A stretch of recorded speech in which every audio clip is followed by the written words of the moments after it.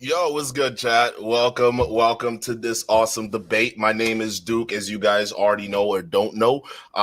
Basically, my channel is exposing a bunch of red pillars and manosphere gurus that turns out to be frauds.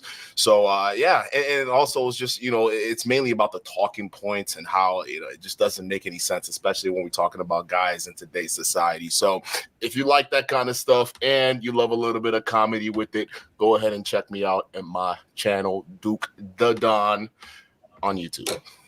Cool. Andrew?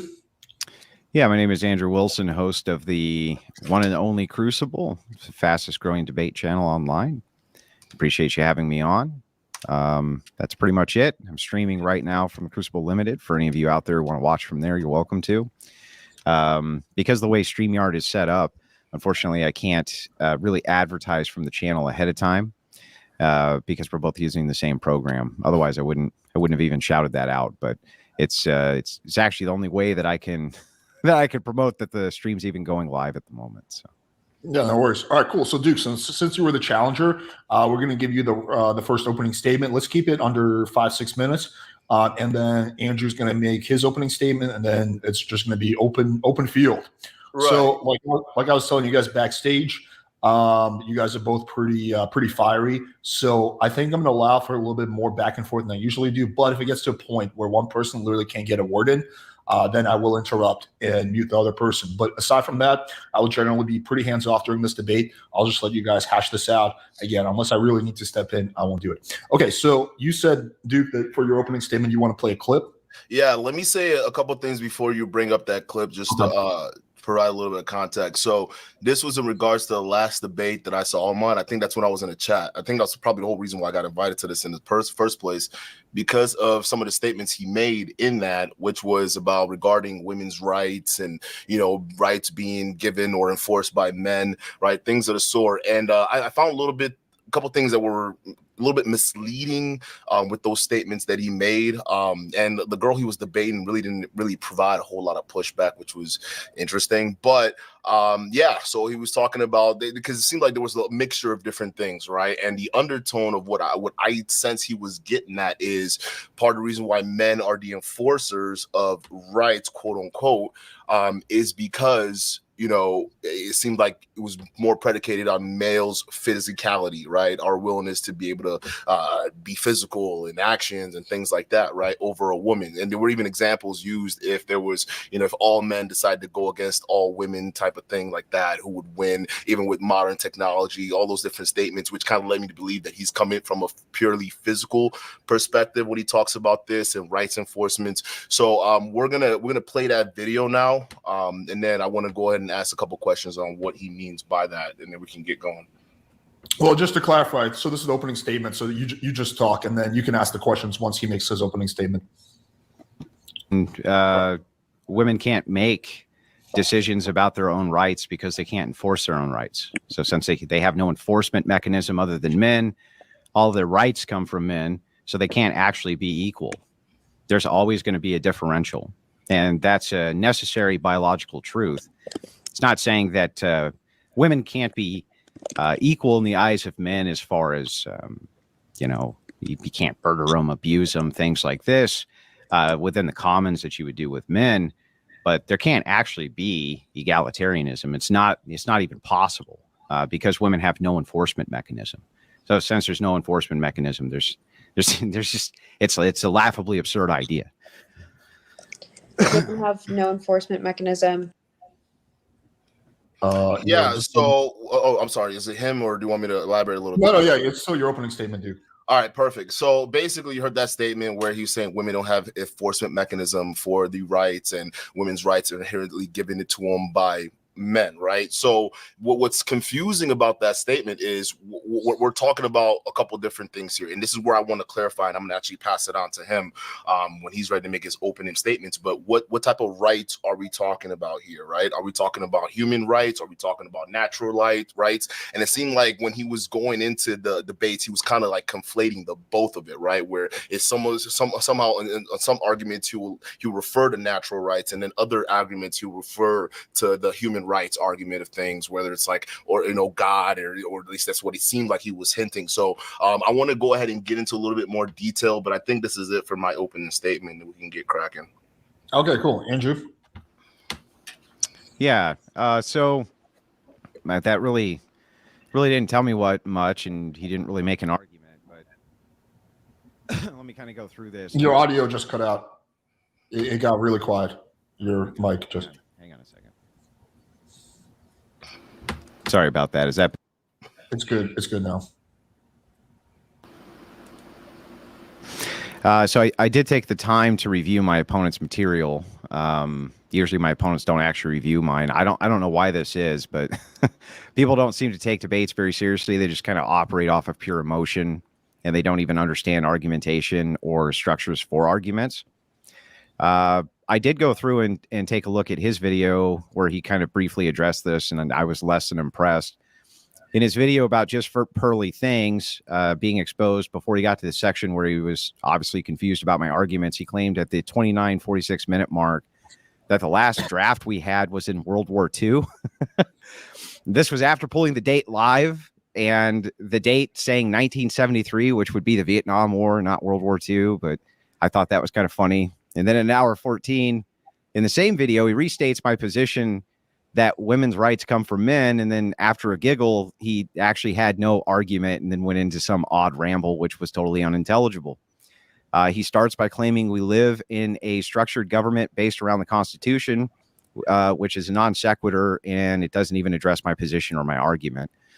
He then goes on to say hilariously that ever since the women got the right to vote, men can't collectively take those rights away. Obviously, this is absurd, and it's self-defeating, because who did they get the right to vote from in the first place? He then goes on to say that I brought up make-believe examples to make my point, and now that he's right about, these scenarios are called hypotheticals, and they're designed to be make-believe examples to test your logic. He then says historically societies were moving towards egalitarianism, which is also laughable. He then finishes by claiming only Eastern cultures oppress women in their framework, which is, again, hilarious because it actually proves my point. As far as kind of what he said in his opening statement, he, again, didn't really give me very much. He just said that from my perspective, he's asking if it's a physical perspective, which relies on enforcement. The answer to that would be yes. He then brings up a category of rights, which I guess we can get into, but I probably reject his framework of what rights are. And then, kind of past that, if he's asking, who has rights, I don't think that we have rights. I don't even think that there's a such thing as rights, at least not unalienable rights, meaning rights that can't be taken away from you. So that's kind of it for my opening statement. I probably would have had more to say, but I haven't actually heard an argument or anything from him. So, we can kind of move on from there. Cool. All right. We're going to get to the open part. So here's the part where you guys just have back and forth and kick it off. All right, so this guy's saying he didn't hear an argument, although we just posed one. So I guess you're trying to be nonchalant about this, which is cute. Okay, so you're used to, speaking the way. I mean, in fact, you're already saying I'm emotional and make people making emotional arguments, and then you're basing it off a video that, firstly, was just off statement about you, and second of all, realistically, didn't even have a whole fully fledged out explanation for it, because that's not what the show was about. It was just briefly mentioning it, but we're going to do that on this podcast. So my first question to you is, when you talk about rights being able to be taken away or being enforced by men, what type of rights are you talking about? Are you talking about natural rights, or are you talking about human rights? What do you think the distinction between the two are? I'm asking you. Well, are these physical?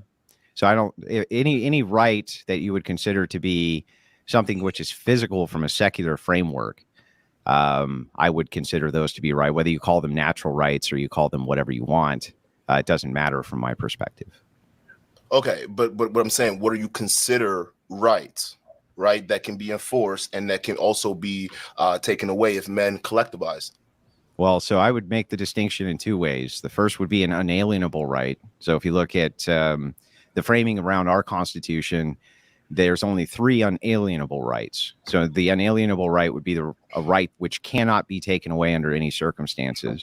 So the 3 unalienable rights would be the right to liberty, the pursuit of happiness, and what's the other one? It's life, liberty, and the pursuit of happiness.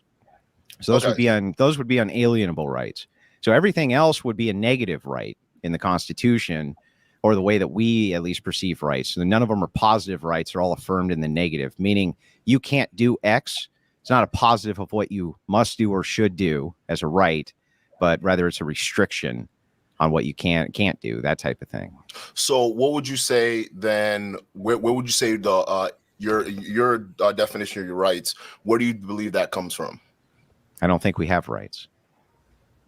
Well, you just got done explaining inalienable rights, right? The ones we were talking about enforcing and being able to be taken away. Where does that come from? These are conceptualizations, though. Right? I'm just giving you conceptualizations, not what I believe. We actually have laws that just stop. Hang on. Don't tell me to stop. I need you to understand. Well, I need you to understand my position before you ask the question, because I'm answering the question. So what I'm giving you is a conceptualization of what an unalienable right is. Doesn't mean I believe they exist. It just means that I'm telling you what they are. And then I'm telling you what a negative right is. I'm not saying that those things actually exist. They're all social constructions from my perspective. They're socially constructed. They don't actually exist in physical reality. They're made the fuck up. If they don't exist in physical reality, how can people enforce it? They're enforcing a social construction. So the person exists in physical reality. The other person exists in physical reality. But whatever the conceptualization is of what you want to enforce does not exist as some physical metric. So you can't, like, for instance, I can't point out a right. I can't point to it or taste it or smell it or touch it or any of those things. They don't actually exist outside of your own brain. They're just conceptualizations of things. I'm so all right. So you're saying rights don't exist outside of your own brain, but yet in the physical world where rights are actually important, and in your argument, actually in the previous argument that you mentioned, can be enforced. And also, if men in your hypothetical world where the collective rights can be taken away, you're also making the same argument that those rights just exist in people's heads and there's no real world consequences towards that. There's no performative contradiction between the two. So if you have a conceptualization that something is a right, you conceptualize that this is true, even if it's not. How about we don't conceptualize it? Let's just look at the rights right now. Because it's a concept. It's a concept. Constitution in your last example, right? We're talking about inalienable rights. Let's talk about that. Because if you don't want me to conceptualize it, it's a legal document that exists. So it's not something that is in your head. It's actually written down, and we've been following those laws, bro. If you don't want me to conceptualize, if you don't want me to conceptualize it, then point to where one is. Point to a right. Okay. What does a right smell? What does a right smell like? What does the Second Amendment smell? What does the Second Amendment smell like? What does it look like? What does it taste like? What you can't point to it. It's just a conceptualization of a thing, no, you right? Can point to it. There's a document then point to it. Printed thousands of times that basically says, "Hey, this is what your rights are." And guess what? There's enforcement mechanisms put in place to enforce that document. So you're saying that's just a concept to you? The piece of paper is real. You would agree. I would agree with you. The piece of paper and the ink and everything else, those are all physical things. But the rights, which are enshrined on that piece of paper, those are conceptualizations. They don't exist. You understand that? They don't actually exist. A right doesn't actually exist. If it does, show me where it is. It's just a social construction. They're made up. They're made the fuck up, dude. Made up. So here's the thing, because you're this is where you're going with this, and it's actually kind of interesting that you're taking this route, right? Because I understand where you're coming from. You're saying it's something that we conjure up. It's a concept, all right? It's one of those things where it comes from our minds. We put it out there, but at the end of the day, it's just a concept. You can't point to a right. You can't point to a thing. But again, these are the same things that have very real world consequences, whether it's human rights or whether it's natural rights. These are very things that affect people in the real world. Societies build structures and systems around these certain rights, all right, especially the ones that you consider inalienable, even the same one you used as an argument when you talk about enforcement mechanisms being the men, all right? So how can men enforce something that doesn't exist? How can they point to something and say, all right, well, that does, like, you understand how you're taking it from your conceptualized world and it doesn't make sense in reality. You understand that, right? There's two different things. So I'm talking about reality here, rights, not concepts. Yeah, so but that's in but reality, hang on. But in reality, they're in reality, they're just concepts. You can afford societies and structure societies based around concepts. We do it all the time. Social constructions, especially. For instance, take a school.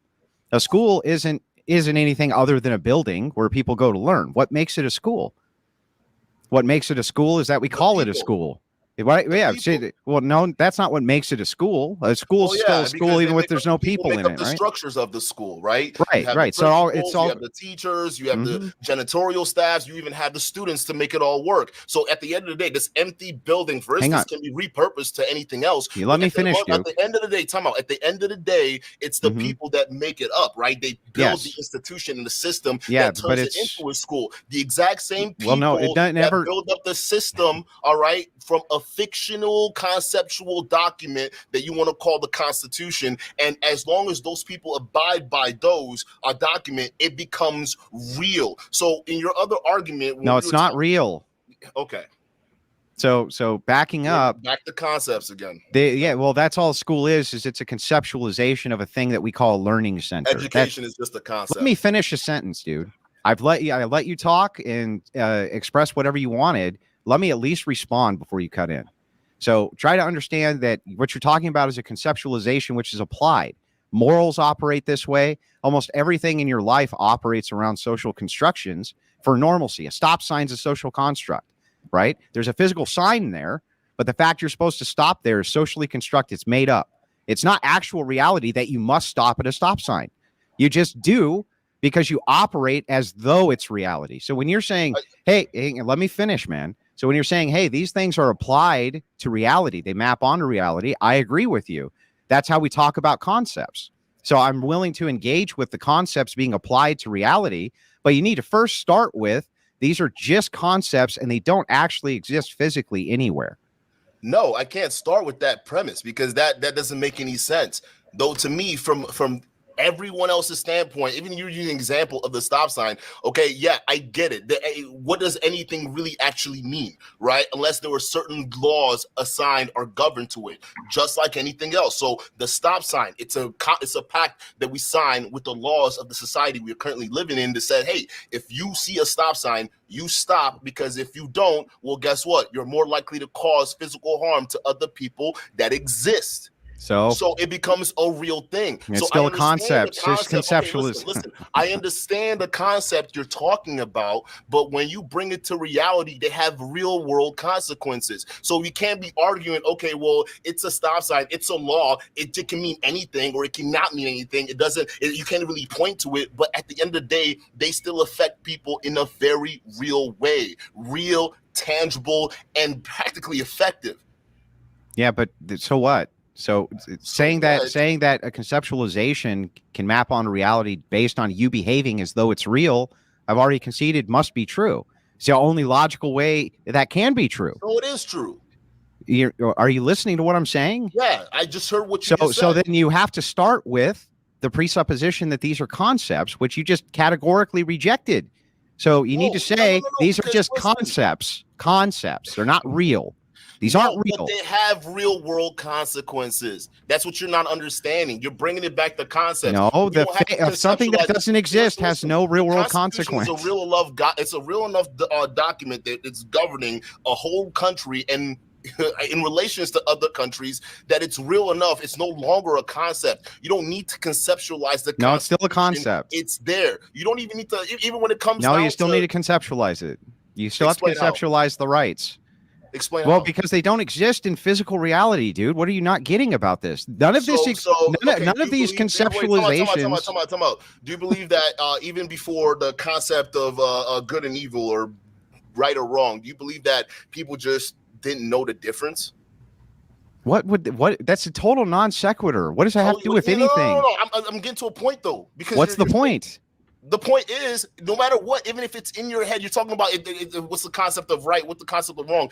Realistically, we all know there's a natural a law that lets us know that there's something good and there's something bad. The natural law of justice and injustice, moral or immoral or unmoral, whatever the fuck you want to call it, right? So those things are something that you would classify around human law, human what do you call it, human nature or human rights, right? Because we all kind of know that stuff already to begin with. So you can call that a concept, you can call it whatever it is, but even though you want to categorize that as concepts, they still have real world consequences to how humans govern. So for instance, someone who wakes up isn't going to just go murder their parents because they know that's bad. Now, are you going to say there aren't people that do that in the real world? No, there are people that do that, but the vast majority of people understand the morals. So even if they're concepts, which I don't deny, they are concepts, they have real world consequences. And I'm talking about the real world where you're trying to bring it back to the concepts.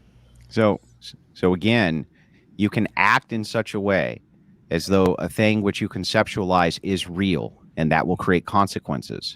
But the consequences are coming from the things in physical reality, in this case, human beings acting on those conceptualizations, the conceptualizations of rights, the conceptualization that that's a school, the conceptualization this is private property. All of these things are conceptualized, but they don't exist in tangible physical reality. So what you're really talking about is human behavior.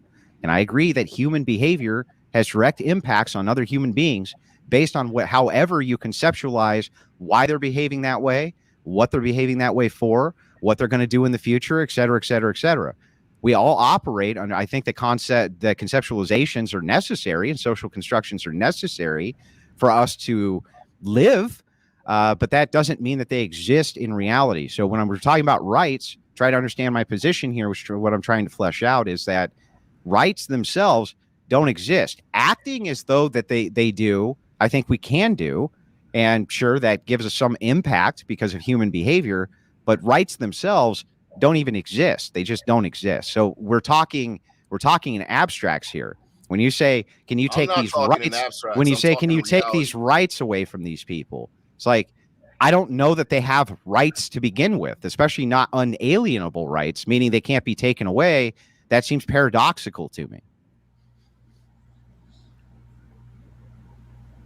Can you roll that clip again, Alex, real quick? Sure. I think you guys are also kind of going about semantics. You guys largely agree. Yes. No, right? That's what I'm saying. Because like semantics are important. Stop. Let me just clear this up. So you guys both agree that rights aren't something tangible you can see, but they both have real world consequences. I think you guys can move on to the next part because at this point, this is like we're just semantics. But yeah, I can place the clip. Women can't make decisions about their own rights because they can't enforce their own rights. So since they have no enforcement mechanism other than men, all their rights come from men, so they can't actually be equal. There's always going to be a differential, and that's a necessary biological truth. It's not saying that women can't be equal in the eyes of men as far as, you can't murder them, abuse them, things like this within the commons that you would do with men. But there can't actually be egalitarianism. It's not even possible because women have no enforcement mechanism. So since there's no enforcement mechanism, there's just it's a laughably absurd idea. Women have no enforcement mechanism. Okay, so again, there's you on tape. We're not even talking about concepts. We're talking about reality. We were talking about concepts. No, you weren't talking about concepts. You were talking about reality because we're talking about how people enforcement is a reality. It's a physical, tangible thing, right? So when you're sitting there saying that women don't have enforcement mechanism for their rights, you are then conceding that it's a physical thing. So moving forward from that, because we both now understand that rights have physical. No, we can't move forward from that because you're wrong. Well, because now you're gonna drag it back. I'm trying to move forward from this. I can't move forward until I get a concession out of you. So where I the have rights to get a come concession. From? Where the rights? They don't come from anywhere. They don't exist. They don't exist external of your brain. So you see the position he's taking on now versus the position he took on last time. The position I had with her, it wasn't the same one. It wasn't the same one. I watched the whole thing, buddy. And no, you guys were arguing a physical, tangible thing. We weren't arguing concepts. Now the Okay. whole conversation has changed Look, the concept. So now that I ask you I where don't, do rights maybe come you just from, don't you get can't it, even dude. I answer don't the know. question.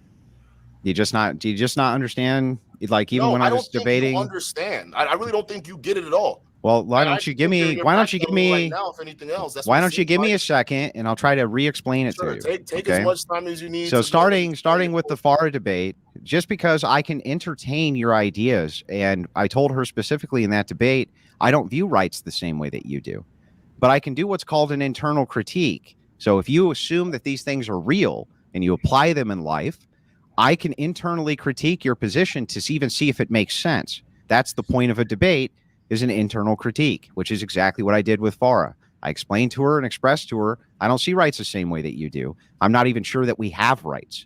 Not even sure about that, right? I could be persuaded if somebody gave me a good enough position that we did, but just like I told her, I'm not even sure that we do.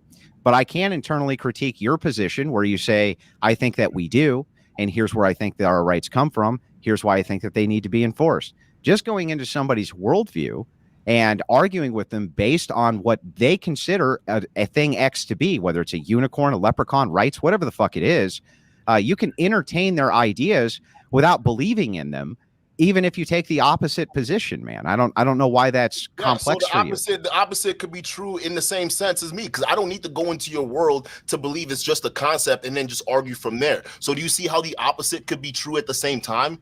So No. why don't we just come to a middle ground? If we're going to talk about the realities or the real worlds, no need to go back and forth with what your idea of rights are, what the idea of rights are. Let's talk about what everyone generally understands as rights, and then move on from there. So it doesn't have but to that would be granting. It doesn't have to be your definition of what you think rights is, all right? But generally the rights. So for instance, right, when we talk about voting, okay, now we talk about what is the hot topic right now? Abortion.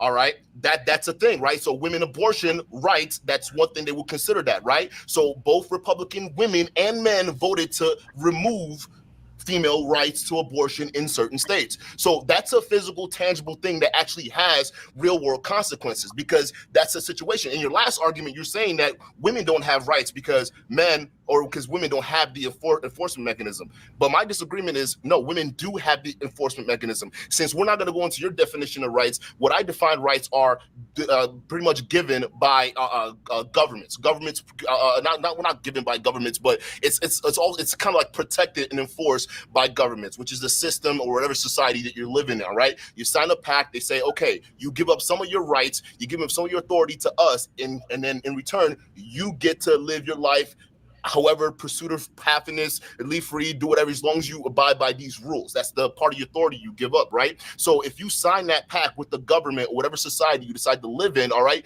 they also enforce those rights for you and make sure that doesn't get taken away. So essentially, people who participate in these systems are both women and men. So realistically, I would agree with you if you want to talk about the enforcement mechanism at the end of the day, overwhelmingly becoming men, like in law enforcement, military, or whatever you want to add, throw that into. Yeah, but to argue it and say that women lack the enforcement mechanism to be able to enforce their rights is just wildly absurd. So so I kind of trying to piece this together so I make sure I get this correct. Fucking retarded, bro. What the fuck? I don't think you get it. I really don't. I don't. Well, you're right. I don't even understand what you just said. So can you give me a more concise version? Your head. Yeah, give me a more. Go back in La La Land. That's what you got to do. Go back into concepts. Can you give me a concise version of what your argument is as to why you think that it's not a paradox that there's egalitarianism if men are affording the rights to women? How is that a paradox if men are affording rights to women? Well, because the word is egalitarianism. You know what that means, right? I never used the word egalitarianism. Well, then you're straw manning my argument, because my argument is about egalitarianism, not rights. Equality. I'm not straw manning your argument. So here you are, because it's about egalitarianism. Men and women can't ever be equal. It's not fucking possible. It's paradoxical to say that the people you have to go to demand to ask them to benevolently bequeath unto you rights, that you're equal with those people. That's a paradox. Well, then we have to define what those rights are, right? Well, who cares what you define them as? It doesn't matter what you. But okay, It wouldn't matter if it's a right to a Snicker bar. So what are you talking about? So the rights that we have right now, right? That women have, same as men.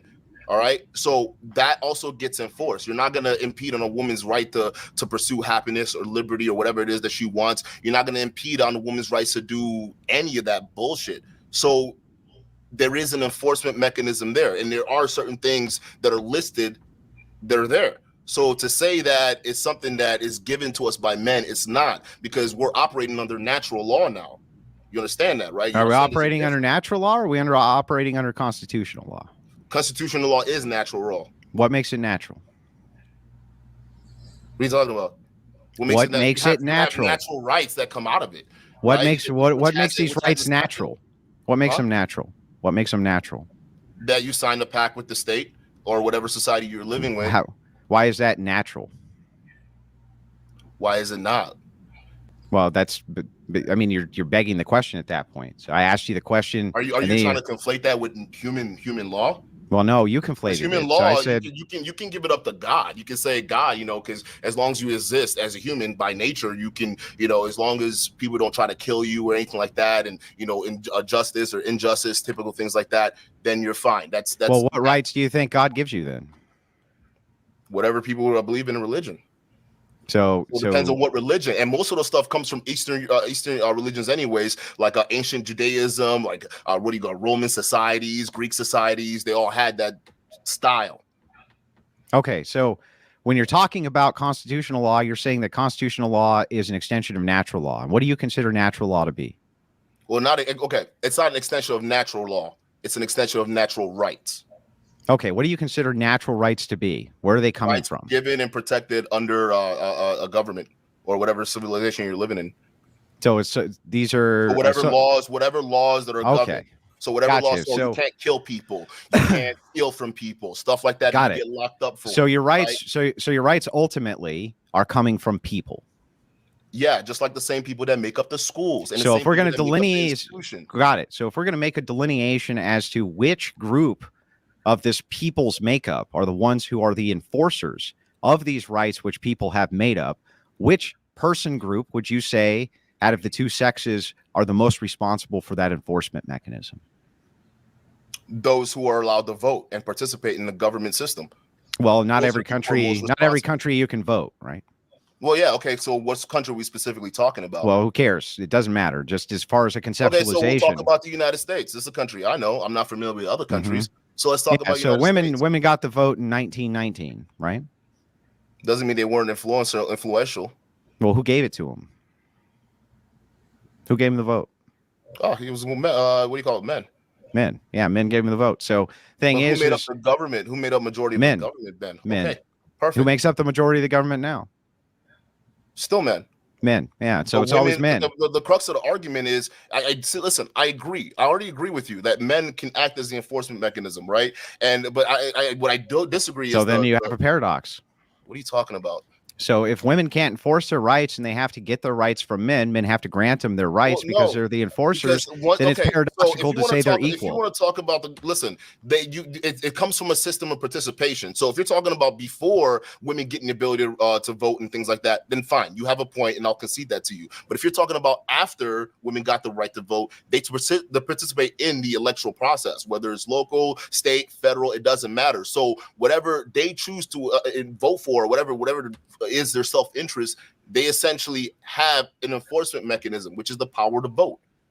So if we're talking about in today's time, then yes, women do have an enforcement mechanism to be able to impact their will. That's it. So let's say a woman votes that she wants to be able to have abortions, that women kind of collectively come around and they vote that in. And let's just say, for the sake of this argument, you're in, like, let's say Afghanistan or something. But even here in the United States, it would apply. Let's say that men said, yeah, you voted for that, but we're still not going to let you have abortions. Do you think women could still have abortions? That goes against the legal process. Yeah, it doesn't matter. Do you think that women would still be able to have abortions if men said you can't have any more? If we're arguing in the United States, then if the women vote and all of a sudden people just want to overthrow it, and the men collectivize and say that wouldn't work. Why wouldn't it work? Because the way the system is set up. The system is set up at the whims of men.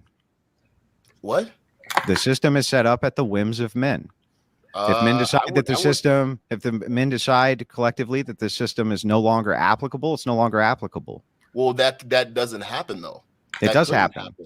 Not only does it, it's happened twice here. It's happened twice in the United States. What country we're talking about? I'm talking about the United States. Talking about the United States. Okay, it's happened twice in the United States. A group of men collectivizing to try to take over the government. It's damn near impossible. No, it's happened twice. It's actually almost happened 4 different times. But the first time it happened, the first time was 1776. You know what happened then? Then the second time was during the Civil War. And in that point, they were extremely successful. They formulated their own government, an entire Southern government, and made their own new Charter of Rights and completely rejected the rights of the North. Right, but you're still talking about when the country was in its infancy and it was still developing. You're always going to have those civil unrest. The late 1800s was not infancy. Listen, what you're describing happens to multiple different. The late 1800s was not infancy. But if we're gonna, here's the thing. If we're gonna, but what you're explaining is what happens to countries at their early stages. There's usually a split off from their original colonial masters or colonial superiority, and then there's some kind of civil war fostered. Yes, that's always. Listen, that's always the case. So yeah, but so what? What? African countries right now. What? Hang on. Well, so what? It just what? Back on your point that you're making. And you don't no, it doesn't. Yes, how? It does. Well, then tell me that part. The point I'm making is this stuff happens when countries are in their infancy. So you're gonna have those early stages of destabilization. But over time, as a country forms their laws and they forms and they're strengthening. So what is there safeguards put in place to prevent against that? Why do you think all those 2 times that shit didn't happen anymore? And if men decide that those safeguards aren't there anymore, they won't be there. Well, then, but here's the thing. The only difference is those same men have a huge wall of bureaucracy they have to fight through to even make that happen. No, it doesn't take them just collecting a bunch of guns. It doesn't take brute strength to walk up into the government and say, well, I'm going to take it over because, we're sick and tired of the system. They've done it. It's been done globally more times than you can count. 17, whatever, bro. No, that's recent. That's the Shah of Iran. What are you talking about? The Shah of Iran. The Shah of Iran, Afghanistan. Iran right now, or are we talking about the United States? What I'm saying is that if this can happen, Duke, if this can happen there, why couldn't it happen here? Because we're well established. They were more well established. Do you know how destabilized the United States is? One of the youngest nations on planet Earth, sir. One of the youngest nations. Exactly my point. What I was saying earlier, this bullshit only happens to young nations in their infancy. This is one of the youngest nations on planet Earth. It's difficult for men to do that. So if we're going back to the West. The idea of the West, a bunch of dudes who are all of a sudden sick and tired of, the way the government's running and they take up arms to overthrow it, it's not going to happen because the government's way too established. So when you're making my point, it's only in younger countries when they're highly influenced and in their infancy that insurrections and you have the changing of guard and civil wars that happen. But when we get into established nations, there's safeguards put in place because they learned from their lessons when they were in their infancy. That's how they work.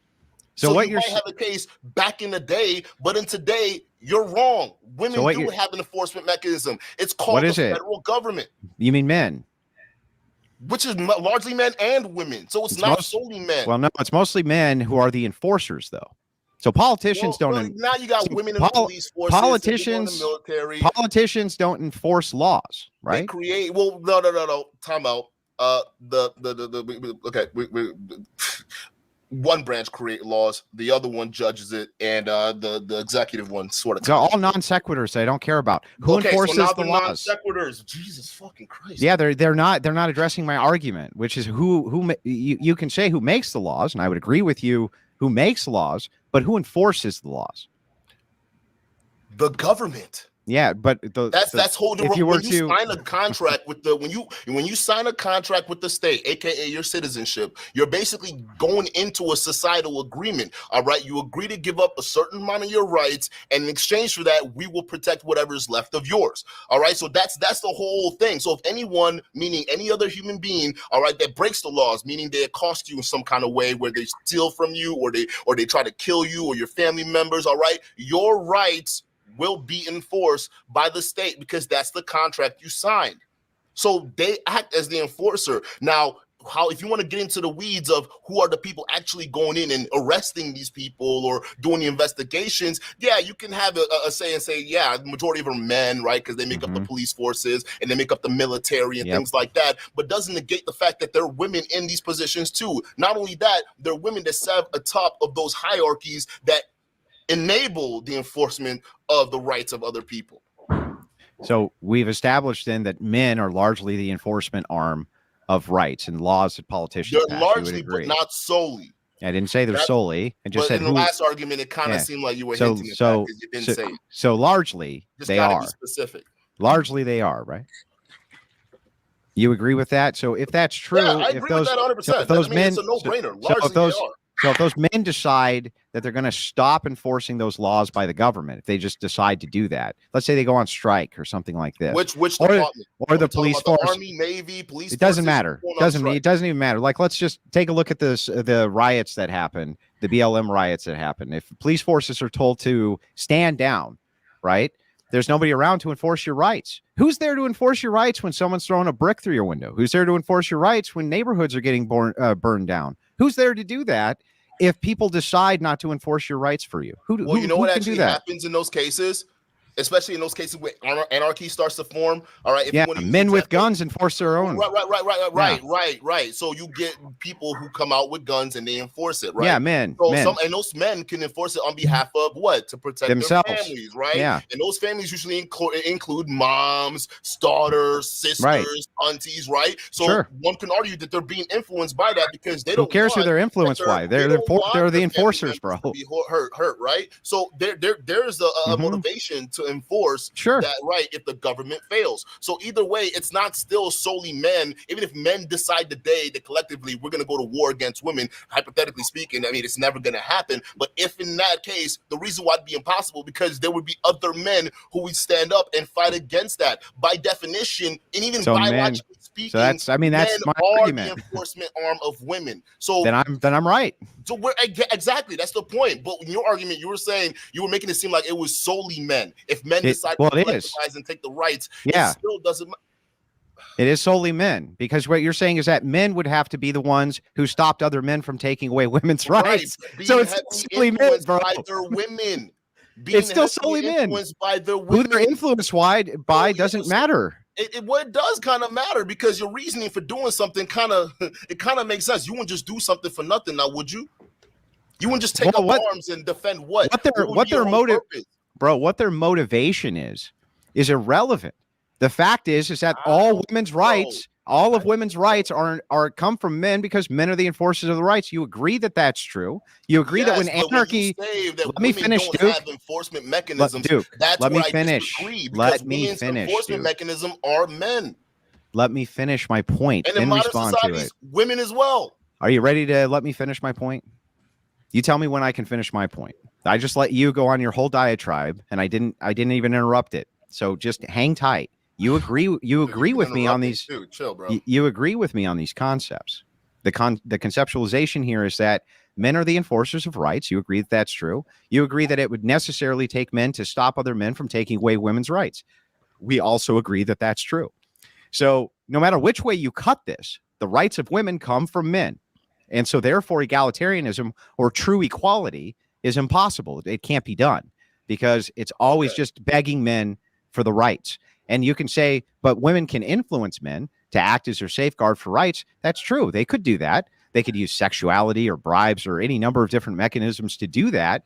But they're still utilizing men as the enforcement mechanism for their fucking rights. You can't get away from this. It's circular. So, okay, but here you go again. All right. But it's not largely men, though. You got to understand that, because when we're talking about governments, it's a system, meaning there's men and women. So you would have that. There's a wall of bureaucracy there that includes both men and women when we're talking about governmental societies, right? So there are women that play a part. Some of them, if they're higher up in the hierarchy, right, they play a higher role in the enforcement of certain rights, and they use men. So if you want to talk about using men as the strong arm, right? Yeah, you're right. But if we're talking about overall, yeah, women have a heavy influence in enforcing their rights. Well, they have. You can say that women can influence men to enforce their rights for them, and I wouldn't disagree with you. And I think still that's using it. I think that's possible, but who are they relying on? They're not relying on them. They're relying on men. So still, it's due to the benevolency of men that women have rights, and the opposite isn't true. The opposite's not true. So we don't need women to enforce our rights. That's the distinction, and that's why you can't have egalitarianism. I disagree. You disagree that we need women to enforce men's rights? Yeah, because if you're voting, what do you think? 50% of women are the other half of the voting block. What are you talking about? So again, it's men and women that got abortion banned. The vote is allowed because women took away men and women due to certain beliefs work together to remove the rights of other women. It's the same thing can happen backwards. We don't just work in a system that requires brute strength of men. We work in a system that has working pieces that involve both men and women. And some of those women are in leadership positions, which have a bigger influence when it comes down to affecting other people's rights and influencing and enforcing their rights as well. So for you to, because it seems like you're making. Who enforces their right to vote? Who enforces their right to vote? Who? Which sex enforces their right to vote, Duke? The government. Which sex enforces their right to vote? Overwhelmingly. Which one? Which one is it? Both sex. Both sex overwhelmingly are the enforcement arm, huh? Well, if you're talking about sex, well, we're gonna talk about who majority is in the office, right? We'll say men. No, the enforcement. Who's going to enforce the woman's right to vote? Okay, it's going to be men. It's going to be fucking men. We're talking about the police force. All of them. All enforcement arms. We can agree that it's largely men in these positions and roles, right? Yeah. Okay. So then now we're getting to a conversation in terms of what men naturally gravitate to versus what women naturally gravitate to in terms of work, right? And that'd be based off of biology, because men biologically fill up these roles, right? Yeah. Protective roles, right? That's right. Yeah. Fill other roles that are support structures, right? Yeah. Okay. So be that being said, it's basically people working together to make that happen. It's not. Oh, sure. I think that men and it's not like it's just the men, and that's just I think that men and women have to cooperate. Of course we do. I think that that's in our best interest to do, but that really doesn't change the point, which is that you say, wait a second, Andrew, women can vote. And my argument to this is like, they can only vote based on the enforcement mechanism of men. Yeah. They can't enforce their own right to vote. They can only allow the enforcers to enforce their right to vote. And you just kind of agree with me in this circular loop over and over and over. To the point that it's already done. But if we're talking about after the right to vote, if men try to take that away, they're going to run into a wall of bureaucracy that'll make it impossible for them to take away rights for women to vote. There's too many special interest groups that rely on the votes of women. The American corporation lives off the votes of the women. And who runs most corporations? Governmental policies. Who runs most corporations? They live in What? Which sex are most of the lobbyists, and corporations largely are run by which sex? A lot of women. Largely by which sex? What's the biggest demographic of people? Who head corporations? Yeah.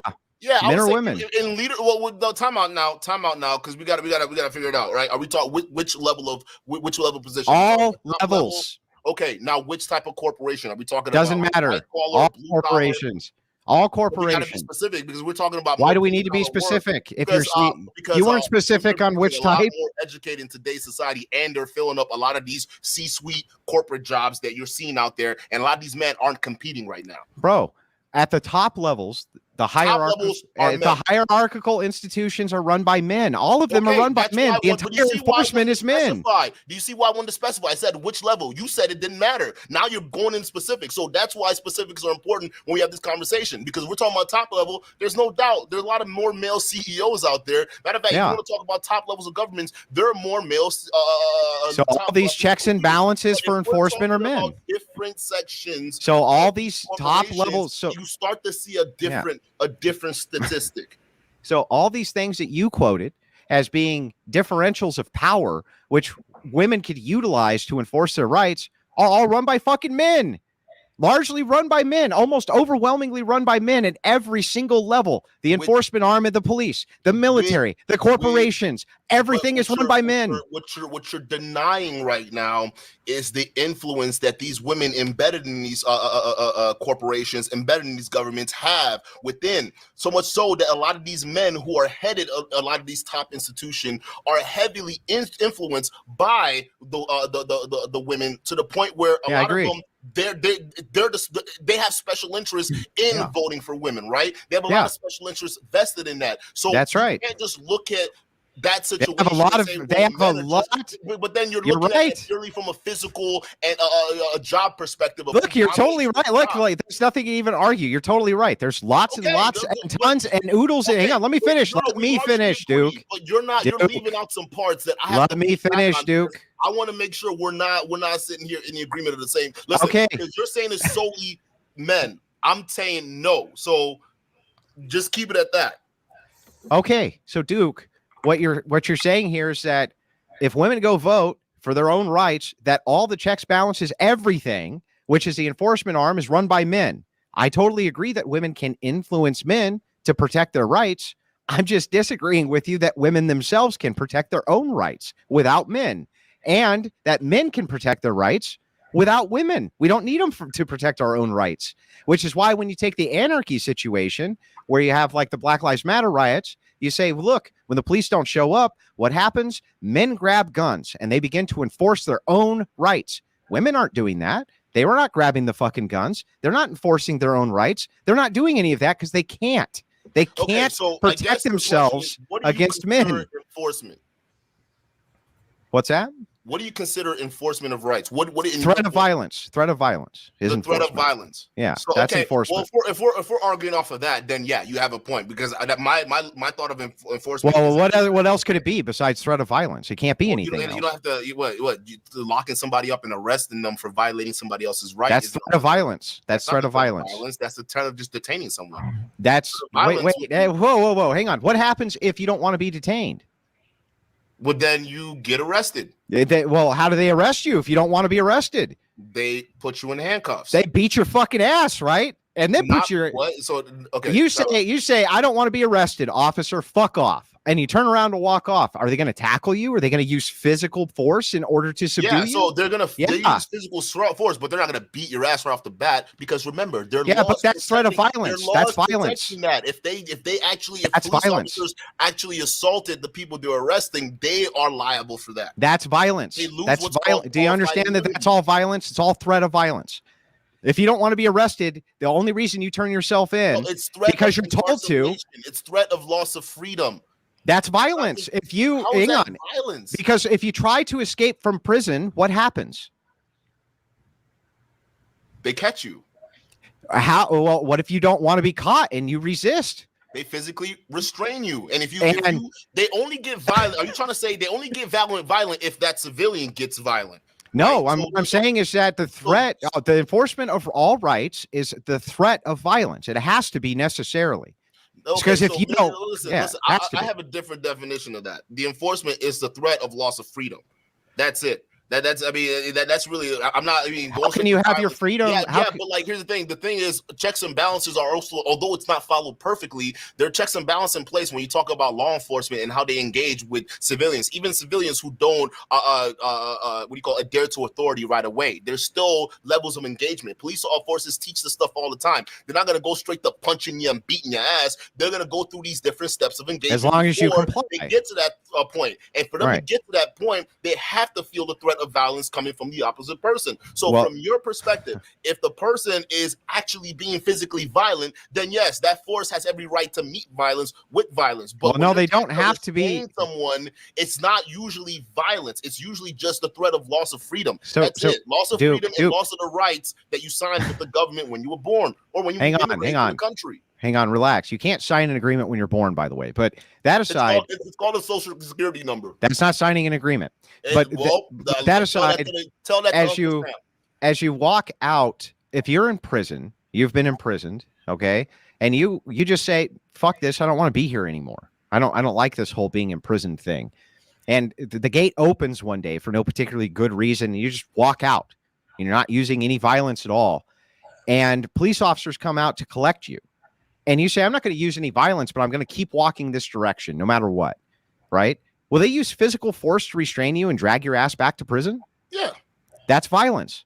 that's physical force. It's violence. They won't. What is- well, what is most violence police then? policies won't. They call it. They classify it as restrainment. That's illegal. That's a legal term. They Yeah, but it's still restrain violence. It- how- So okay, it's always but threat okay. of violence. They're using violence to stop you from doing you. But X they're thing not. you They're want to not do. straight punching you or beating you or shooting you. That's right not away. violence. In You some cases, yes, but they just- use restraint. They have their own level. They have literally. They're like, what is it? Like 5 steps in like these police departments of threats before they get to the point where they're using violence. So Duke. So if you're using law enforcement, If you they grab a have their own person's arm classification and they of don't want their violence. arm grabbed, are you being violent with them? No, you're No? restraining. That's a form of restraint. I think punching somebody is a form of violence. So if somebody was strong Threatening enough to to shoot hold you someone in is a form of place violence. physically and stop you from moving, you don't think that that's violent? It depends on how. They're just holding you and you can't That's move. restraint. Yeah, so that's not violence in your mind. So if That's somebody who's restraint.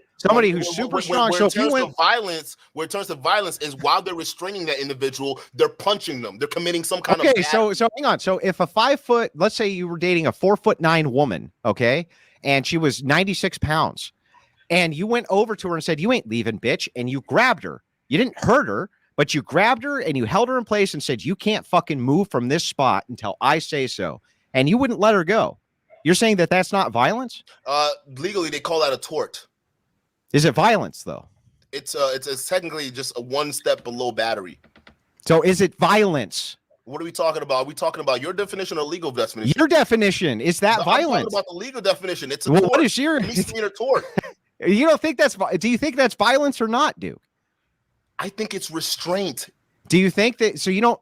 Would you say then the answer is no, Andrew? You're not being violent with this woman. Physically restraining someone is not being violent. So then You're just say physically no. restraining. Just say You no. can That's call it not assault. violence. You can classify that as assault. I would go with you on that definition. But So- saying it's violence, well, wait, that starts assault. to a slippery slope because anyone who says, "Oh well, I didn't like the way that guy grabbed my arm," that's also all of a sudden considered violence. That's So that's not. So then, if you grab a 4'9" woman and you're not hurting her, but you won't allow her to move, and she wants to move and she wants to leave, and you won't let her, and you're holding her in place. I need you to tell me. I need you to hang on, Duke. I just need you to say, Andrew, that's not violence. No, that's not violence. It's restraint. Okay. Well, then there's nothing more I can say to that. We're about an hour in. I want to clarify the disagreements because I think there's a lot of semantics going on. I'm honestly, a lot of the chat is confused about what your differences are, and I am too to some extent. So let's just go one by one and very clearly and succinctly, if you could just clarify in a very succinct way what your disagreement is with the other person. Why don't you start off, Duke, since you're the challenger, and then Andrew can go next. Go ahead. Well, see, my disagreement that kind of already got clarified because it seemed like we're on the same page. He just has a different definition. Was that men being the sole provider and the sole enforcer of rights, right? If we're talking about right now, it's not the case because we have the system of government, right? And then when we talk about where rights come from, I mean, we got to go into concepts. So my definition is the pact that you sign with the state, all right, where you give up your rights and then, life, liberty, and the pursuit of happiness and your rights to not have that impede by anybody else, all right? So that gets enforced by the state, all right? And not just by solely men, all right? It's by men and women that make up the foundation of the system of government. That's just basically it. That's my major disagreement when he makes it seem as though that it's men that are sole responsible for that. Now, men can be operating in those enforcement channels, like in the military. They can be operating in the police forces, right? Overwhelmingly, but that doesn't negate the fact that women participate in those systems too. All right. And then when you get into that argument, it almost seems as though it's like now you're getting into jobs, right? And it's biological because men choose these jobs that are more provide and protect, and women overwhelmingly don't gravitate to those jobs, but doesn't mean that they don't both participate in enforcement of the rights of the state that the state affords. Duke, I think Andrew would agree with you that women participate to a smaller extent than men. So what would be the actual disagreement you have in terms of that point between him and like what do you think he's wrong about? Or did you clear up your disagreement?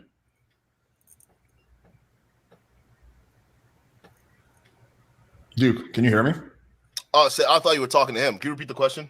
Yeah, I was saying I think Andrew would agree with you that women participate in the enforcement of rights to a small extent and that they're involved in the system. So what would be actually your disagreement with him specifically in terms of That was my main point, because like I said, that's why I brought up that video, because if you played that video back, the way he was talking to her, and that was like 4 minutes into the what do you call it, the live stream you guys had. So right off the bat, when I saw that, I'm like, what is this guy saying? He's saying that men are the sole enforcers and givers of rights. What society are we talking about here, right? And then all these other things where he's got to bring you into these hypothetical situations to kind of make a point, but it doesn't mesh well with reality, because reality, it's a body, it's a system, it's a bureaucracy. Before you can even have a group of men collectivize and make something happen, you're going to have to work through that blob that's there, right? That just is what it is. So I think when you're making arguments like he did in the last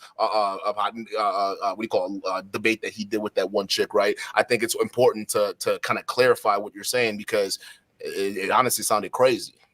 Okay, let's kick it off to Andrew. Andrew, do you have any specific disagreements with Duke? Yeah, I mean, kind of where to begin. So kind of back to this topic of violence. I'd like to know what your definition of violence is. Causing physical harm. So do you think you don't think that imprisonment's causing physical harm? It depends on what happens when you're in prison. Being in prison by itself doesn't cause physical harm. Maybe mental harm, psychological harm that could eventually lead physical, but imprisonment itself is not physical harm. It's not violence. Neither is restraint. Violence? Restraint isn't violence. So you wouldn't say that somebody imprisoning if it's unwanted, but it's not violence. So you don't think somebody imprisoning you against your will is violence?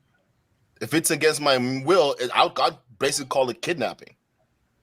If I'm falsely held against my will, right? And now, if there's force applied, if there's an act of violence applied, like force, right? And by force, I mean whether it's hitting me or doing other hurtful methods to subdue me, right? Then we would classify that as a violent imprisonment. So a guard up in a tower with a Mini 14, which is what usually prison guards carry. Not too many of them in American prisons, but there are always a couple on staff who have Mini 14s. They're up in the prison watchtower, and they're there. And what do you think that those people are there for? What do you think the guards with the Mini 14s are there for? With the live ammunition, the live rifle bullets? To ensure your imprisonment. And if things get too wild, or if things get too violent on the prison yard, like stabbings or prison riots, right?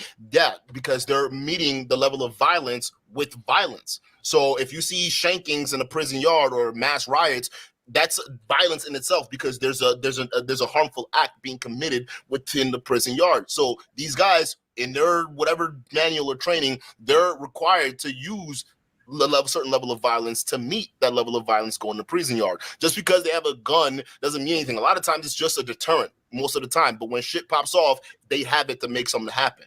Yeah. So you would say it's threat of force, right? Yes. Yeah. So that's isn't. Okay. So if restraint isn't, I got the definition of violence here. I just wanted to see if you disagree with this. This is definition 2. Strength of emotion or an unpleasant or destructive natural force. Would you say that holding a woman down and not letting her move, or holding her in place and she doesn't want you to hold her in place, would you say that that's a destructive natural force? I'm curious because the definition I found here is behavior involving physical force intending to hurt. Yeah, look at definition 2 or something. Look at definition 2. But I mean, there's the main definition. Definition 2 is just a subset of it. Right. Yeah. But still, those are important. Those are important because it means more than one thing.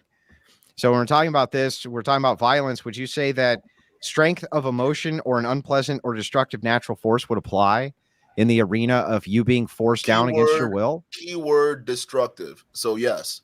Yeah. So then it is all threat of violence. Then is how you enforce rights, and men are the enforcers of rights using threat of violence. Since women don't generally use threats of violence, how could they enforce their rights? They definitely can't enforce them against men because there's no real threat of violence. So imagine, for instance, even taking the example of a prison.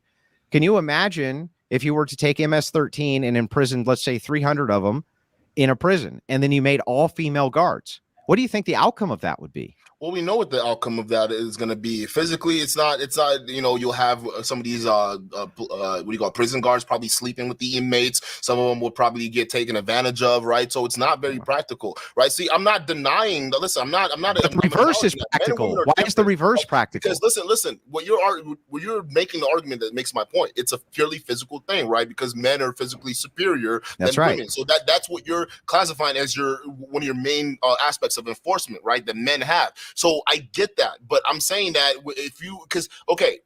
there are aspects that women have too that doesn't have to have physical force, right? Doesn't have to require that, but they influence others that do have that capability of physical force. You understand? So again, like I said, we're not disagreeing here. It's just there's no disagreement. You just have to concede.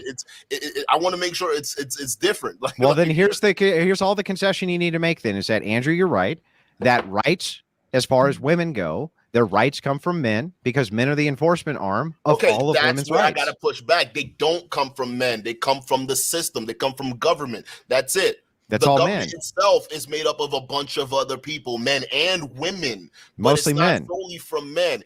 Maybe before the right to vote. But all of the government's enforcers are men.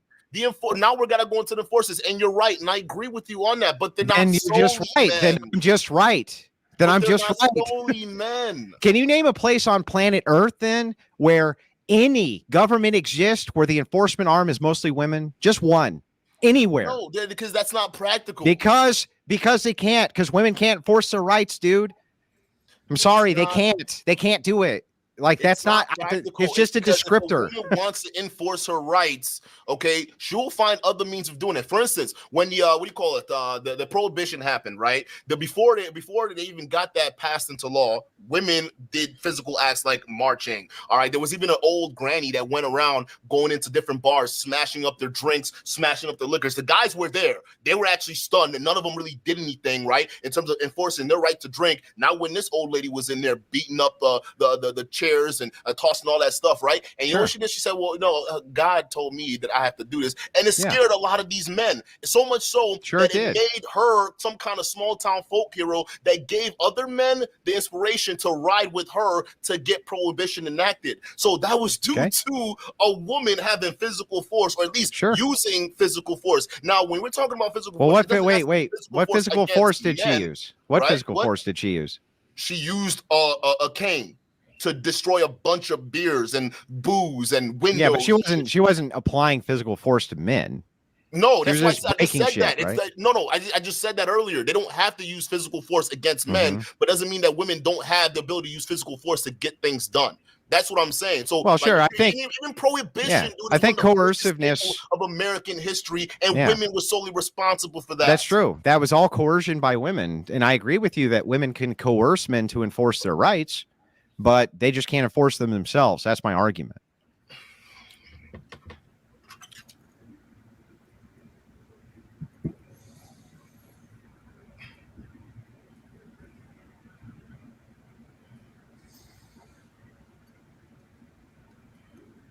What's going on here? I don't have anything else to say because we're just gonna keep going back in circles.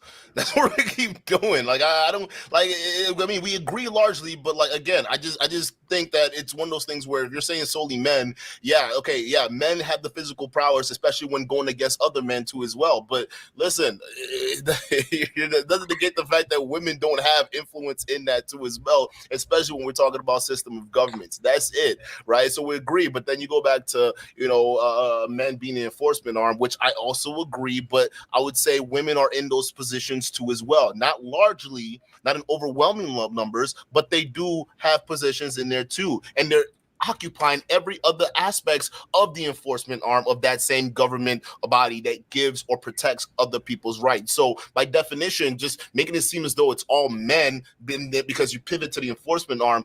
Okay, you may have a point because they fill out those roles, but still they're not. And we're talking about in the modern country, they don't overwhelmingly. In any country, they overwhelmingly do. Yeah. I said in the modern country. Well, no, in any country on planet Earth. There's not as many women in these physical forces like Army and Navy or even the police forces in other countries compared to the West. Yeah, so, but even then, no matter where you're at. If you want to go to Saudi Arabia, you may have a point there. All right, but we're talking about Western countries. There's a reason why the East and West are completely different. It's not only economy-wise, culture-wise, but just everything-wise, because our values are different. I agree that we have different values, but and that's what makes the country work. There's some values you can't get away from, which is that the enforcement arm in all of these nations is always going to be identical. It's going to be men.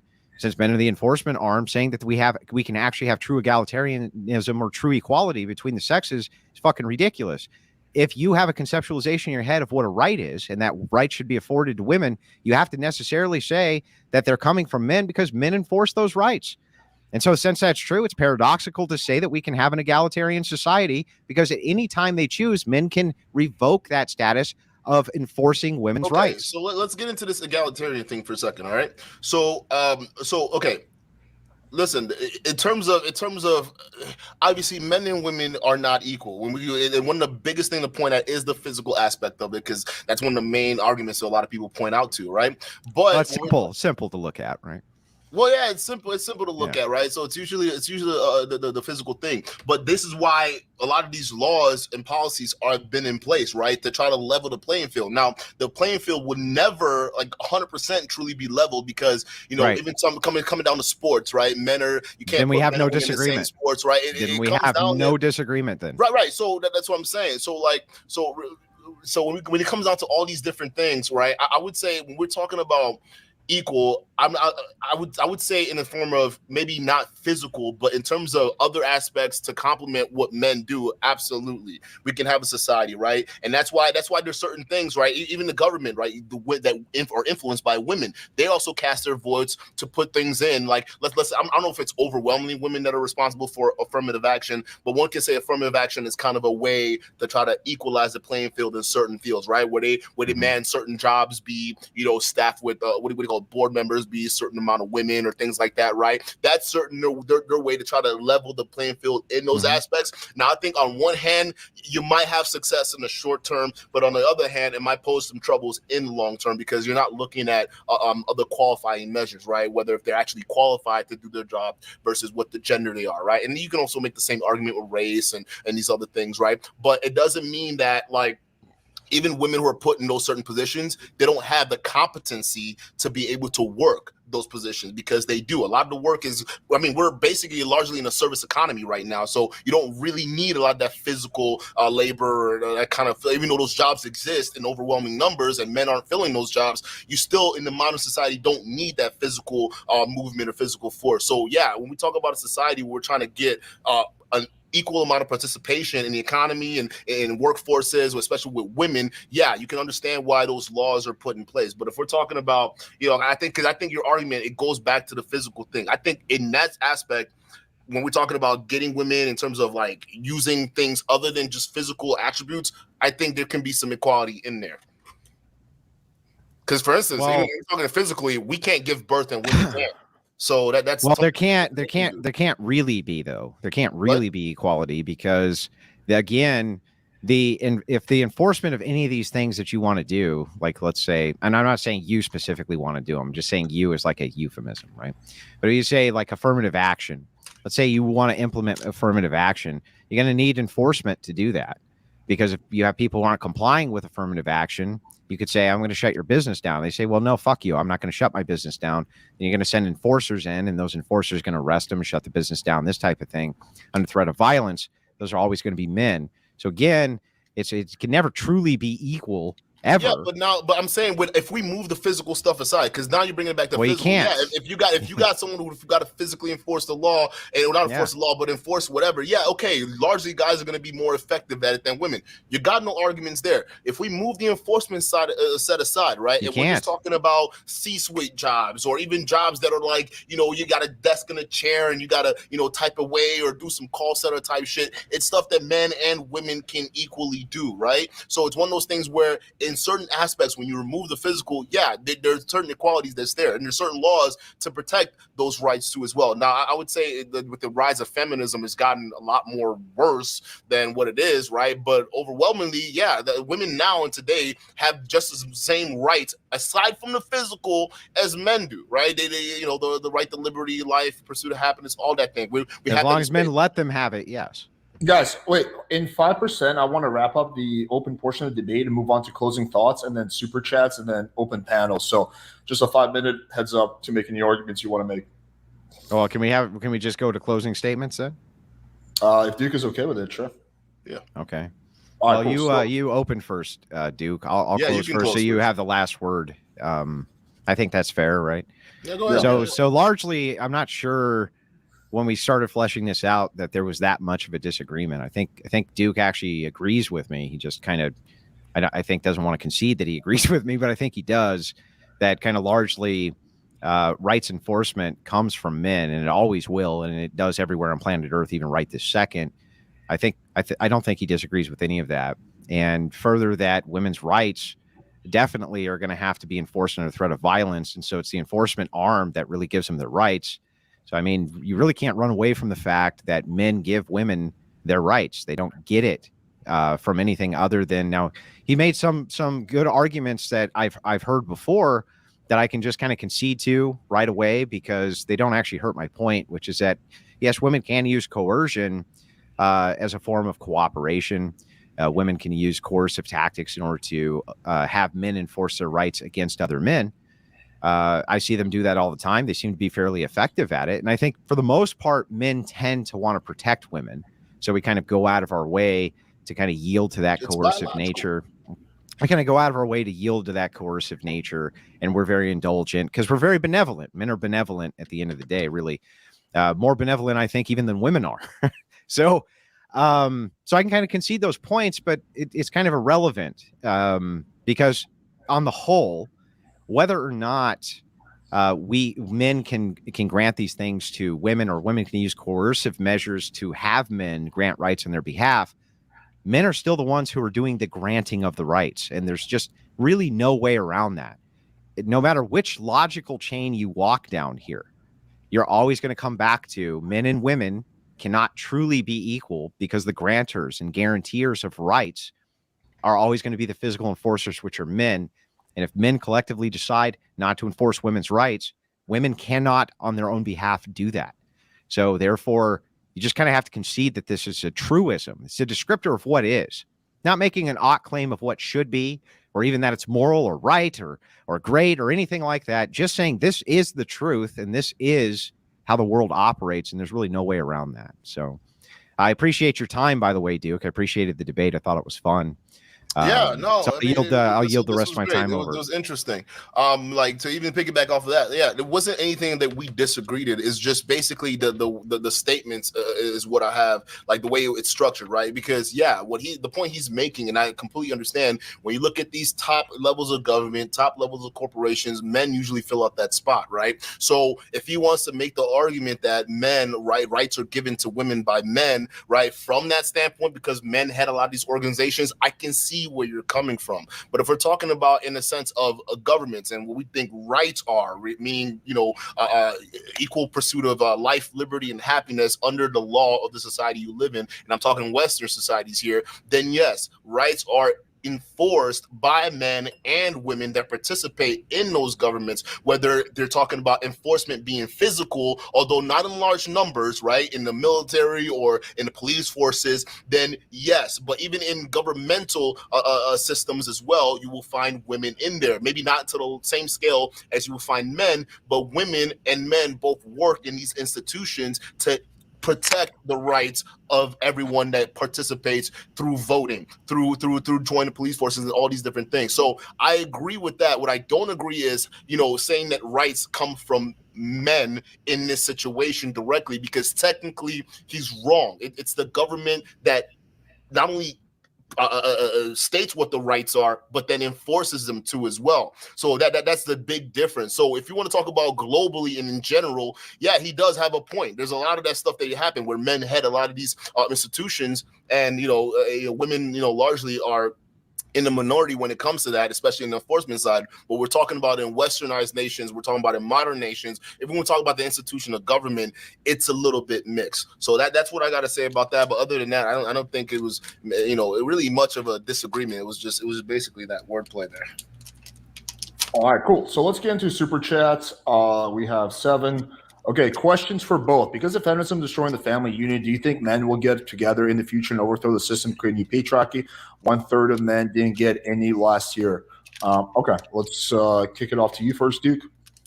All right, it says, because of feminism destroying the family unit, do you think men will get together in the future and overthrow the system to create the patriarchy? No, I think men or women are already doing that. It's called the right.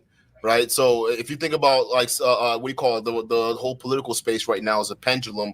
We just came in from 6 to 10 years of just leftist woke shit. And that pendulum is slowly swinging towards the right again. Right. And the thing is that it was actually, I wouldn't say it's by design, but think about it. Right. Kids who grew up in the Bush era, who were still in kindergarten or things like that, who, were under that heavy Republican or conservative bullshit, even going back to the days of Reagan and things like that. Right. A lot of them, they grew up with a different type of mentality, right? And this is what most people call leftist type of mind mentality or ideology, things like that. These kids grow up and they get infect these institutions, the media, even government institutions and other corporations, that you see a lot of these mentality being enacted physically, right? So I think that men and women, excluding the men and women who are sick and tired of the cancel culture, they're sick and tired of the, you got to pronoun this and pronoun that. I think it's going to be a collective action to go ahead and turn things around. My big worry is that we might actually drop the ball and have the pendulum swing too far to the right. Okay. What's your answer, Andrew? Well, the answer is yes. You can kind of see this happen in real time now. There's more and more women who start off kind of as feminists, who go after different men's rights advocates. And the more they intermingle with them, kind of the more sympathetic they become. I don't think it's intrinsic to women to hate men at all. I think that they, generally speaking, love men. They love all the things that men provide, and they tend to enjoy us very much as we enjoy them, in fact. And it's interesting to see how many of them have become, especially in the last decade, extremely sympathetic to men's advocacy and men's rights. So I do think that you are starting to see kind of a pushback against this feminist propaganda. You're starting to see a lot of prominent women push back on the right to vote for women. And there's good reasons for that, in fact, which we can even get into. But yeah, they're pushing back on that. They're pushing back on all sorts of things, which are more privileges than they are anything else. So I do think that the pendulum is beginning to push back against that. How far it goes, who knows? Who knows how far it'll end up going. But I do think that you're definitely seeing that for the first time in my lifetime. So I'll answer as well. I do agree with what Andrew said, but in terms of a full-on overthrow by men who are not getting laid, no, because typically, not vast majority of the time, men who are not getting any are not in positions of power, because if you're in a position of power, chances are you're going to be getting some. So it's a little bit of a paradox. So the men who are not getting laid or not having any success with women are not in a position to overthrow anything, right? And the men who are, getting a lot of, girls or whatever, they're married, they don't have no incentive to overthrow the current dynamics. So, disenfranchised numbers to X amount can overthrow institutions using legitimate power structures. So it is possible that you could have enough actual incels, not the LARPing incels, but men who can't get laid, I guess you would call it, whatever. It is possible that you could have such a huge disproportionate dynamic like you do in Japan with the herbivore movement that you could actually see dominant power structures come out of that. So I'm not sure I agree with Alex. I do agree with him in the sense that we're not there yet, for sure. I mean, but I can see it emerging. It's emerging. Theoretically, it could happen, but I would say, just to counter that real quickly, like, what percentage of people in power do you think are incels? Like, I would venture to say it's a very small percentage. Here, right now. Yeah. But this movement seemingly just really got started, where you have men and women kind of coalescing around the unfair shake that men get versus the amount that they give to society. So I think that you could see enough disenfranchisement where you could start to see actual power structures form around this. Now, this isn't going to be anytime soon, but within the next decade or 20 years, I think you might be surprised. Okay. All right, let's move on to the next one. The idea that enforcement ontologically precedes rights is bogus argument of might makes right. It's true, all tyranny is permitted. I think this is directly towards you, Andrew. Do you want to respond to that? Yeah, so I'm not saying that, so I'm not even making an ontological argument here. I'm not making an ought claim, as in what I think should be the case, because you are right. You could attack kind of the presupposition here and say, no, there've got to be some rights that we can consider rights or something like this. Rather, I'm just giving a descriptor of what is. And what is right now globally is might makes right, whether you like it or not. That descriptively is true. And it seemingly has been true for about 3,500 years. It doesn't mean that it's correct, but it is true as far as how the world operates. Okay. For Duke, if an EMP hit and knocked out the power grid for 2 months, how long could women survive without men? So if the EMP hit, are all the men dead?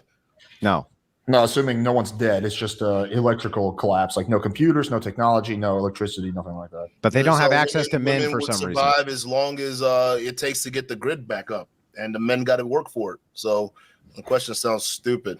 It's missing some shit. Well, it's not missing.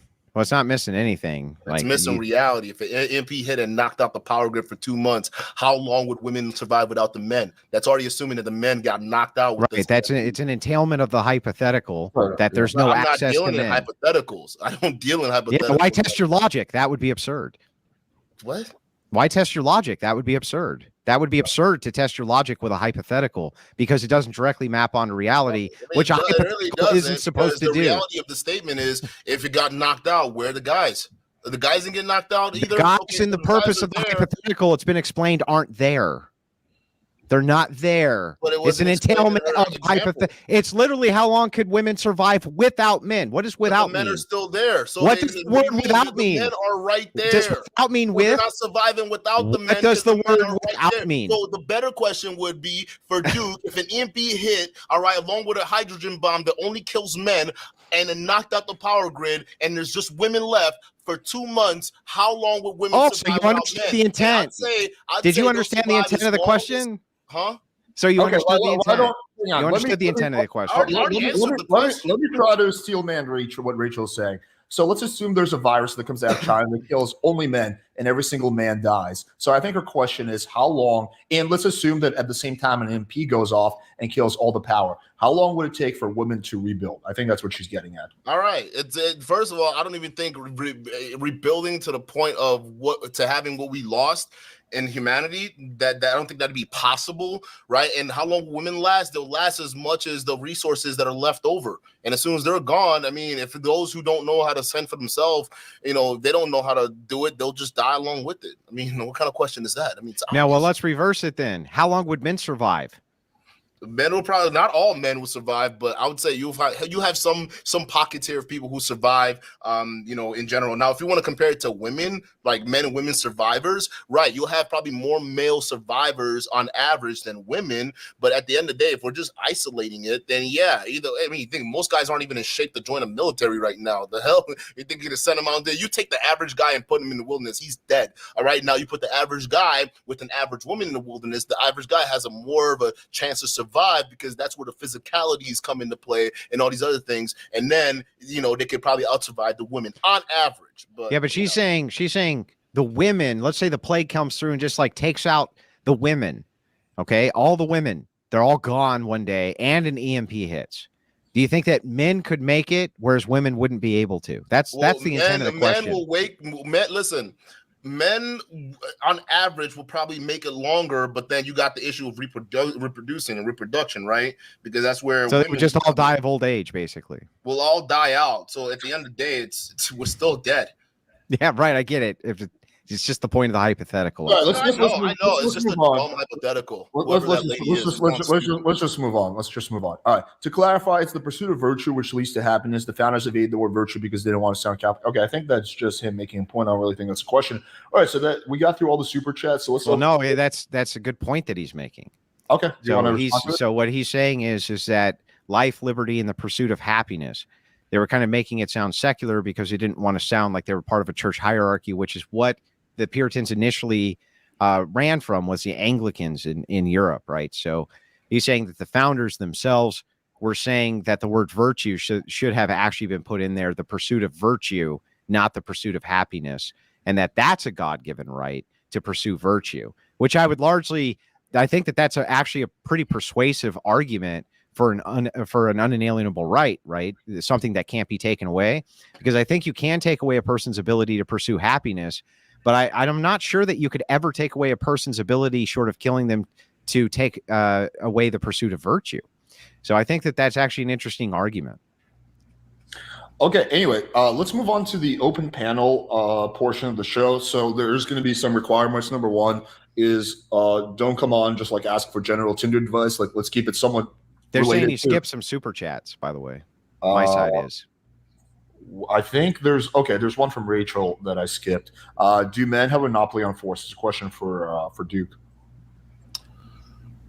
Do men have a monopoly on force? It depends, right? Are we talking about like a physical enforcement? Then yes, because overwhelmingly men represent those roles. Are we talking about governmental body? Are we talking about overall what we call participation in civilization? Then no, men don't have the monopoly on force, because if we're talking about the full participation, women are also half of the voting block. So again, you almost have to take away the rights for women to vote for them to go back to men having the monopoly on force. But till then, if you want to talk about physical enforcement, you may have a point, but if you're talking about everything else, it's cap. Now, do you mind, Alex, because we were dual streaming, if I read off the super chats that I have? Yeah, that's fine. Go ahead. Wilhelm Bones sent in $10. He just wanted to support the stream. Appreciate that. Wilhelm Bones said nothing. Circle G says, I remember when I was 3 years old and Mr. Government Man came and asked me to sign a pact so I could remain in the country, Duke.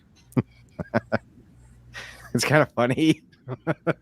Yeah, I mean, most people don't remember it. Every kid born in the United States right now is at least $70,000 in debt. All right, that's just basically what it is. You didn't sign up to take on that debt, but it's your debt. It is what it is. That's your pact. The moment you got a social security number, that's your pact. You don't have to sign anything or do anything. It is what it is. $5 comes in from Anglo Christian. He says, Duke, how would you feel if you skipped eating today? I'm not sure what the point of that question is. I feel emaciated because I actually did skip eating today. It's the day of Pentecost. I'm drinking, but I'm not eating. Are you wait a second. What is your religion? Just curious. Catholic. Nice. $4 comes in from Young Old Boy. Says, Duke, you're not intelligent enough for this convo. You don't understand. Everything comes down to a threat of violence. You are stupid. That's what he said. Well, I guess I'm retarded. What do you know? $5 comes in from Gordzilla. He says, I think the argument's about rights, but the only one that is right is Andrew. Appreciate that very much. $5 comes in from Woodshop the Wise. Says, look at this super chat I made. That's kind of funny. That's all I had, Alex. I just wanted to make sure that mine got read as well. Okay, anyway, so let's we're gonna open up the panel.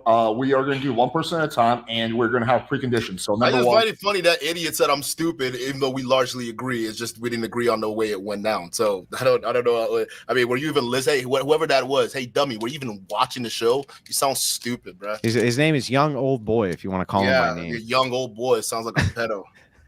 All right. So anyway, so we're going to open up the panel. So here are the ground rules. Number one is keep it somewhat on topic, either questions for Andrew or Duke. You can ask me a question, but if it's on this topic, don't ask me about Tinder. We have to say that for another stream. Number two is no blatant disrespect. If you want to disagree with one of the calls, that's fine, but no personal insults or anything like that. Yeah, I guess that's basically it. I guess we'll just go one at a time. We'll go for probably like 20, 30 minutes. By the way, Alex, if you bring on Thorpe's, I'm done. Okay, that's fine. I won't bring them on. All right. Don't want to fucking deal with fucking Thorpe's and their bullshit. Who's Thorpe's? They have some drama or disagreement or whatever. What's your guys' history? It's not of any concern to this. Okay.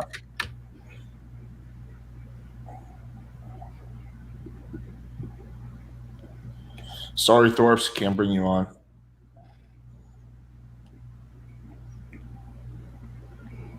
right. There's a whole bunch of you guys that were saying you want to come on for the open panel. I see only Ben Thorpe in the backstage and there's no one else. That's what I kind of figured, right? Anything they can do to get access to me. So that's not going to happen.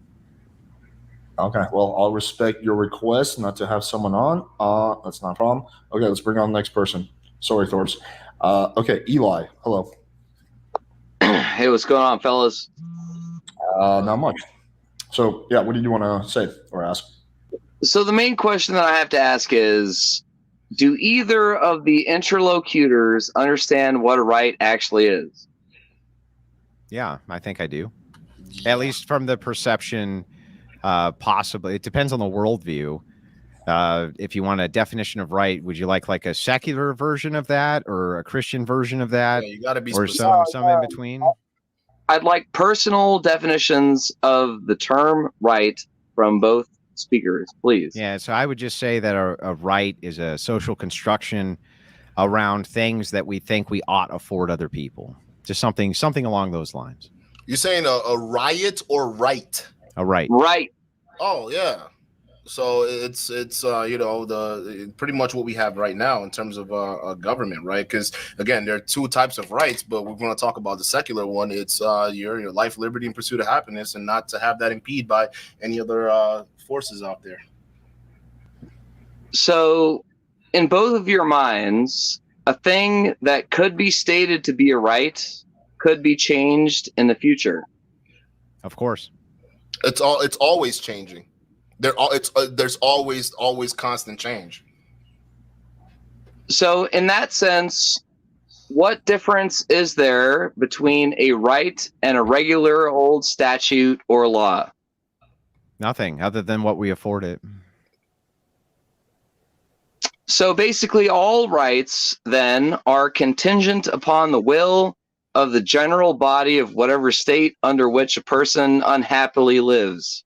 And that I would state agree. Usually, Yeah, I would largely is agree governed that by that's people. I would agree that that's necessarily the entailment there is true. So I think So I think unless you therefore, argue- hold on a unless- second. Hang on. No, you One hold on a second. I'm answering right. the question. All right. So unless you were to go a different route towards, something that had grounding behind it, and then said that there was an affording of rights based on that, if you're just kind of talking about the conceptualization of we afford X to people because we think it's a good thing, then yeah, necessarily it would be governed by just kind of some collective will of faceless individuals who say you have a right or don't have a right. Yeah. Does that qualitatively change my analysis, or is that just your commentary? Well, What is your analysis? it qualitatively may change it if you think that I couldn't be convinced that there are rights. I could be. I just couldn't be convinced that there are rights outside of a social construction. You'd have to make something that is epistemological or ontological, an argument from that framework in order to convince me of rights.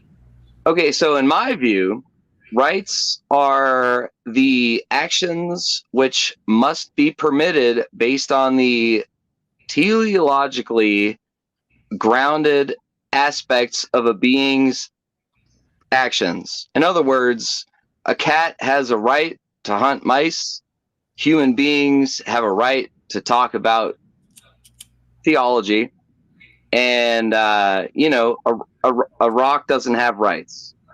Well, Do you understand me? Yeah, I understand what you're saying, but you need to ground it for me. So just You're mixing two things. So just you're making talking the about statement- rights as in just being alive and Well, just you being said a being, or teleological rights under law. Well, hang on. You're saying teleologically, right? Why would you have? Why would there be a right from a teleological perspective? Well, simply because God created different entities with different purposes, right? Sure. So, given that God has a purpose for every entity which he has created, those entities necessarily have certain actions or behaviors or even internal dispositions that are congruent with their design. And those actions stemming from that design can necessarily be described as rights. Well, then why? Well, then you have to kind of explain, even if I agree with the descriptor of this, why would they have a right to enact those actions, even if they were purposely created to do them? So you're saying there's a disconnect between... Don't ask me a question, answer mine. Okay, can you restate the question one more time? Yeah, so my question to you is, even if I were to grant to you descriptively that you're correct and that these things were created for a purpose, why is there a right that they be able to commit to that purpose?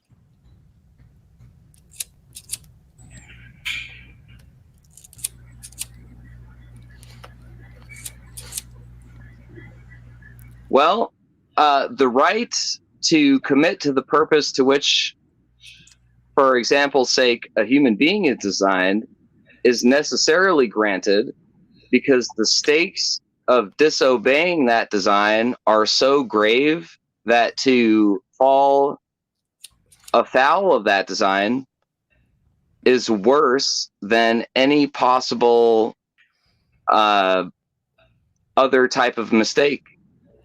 That doesn't answer the question. Yeah, it does. How? No, it doesn't, bro.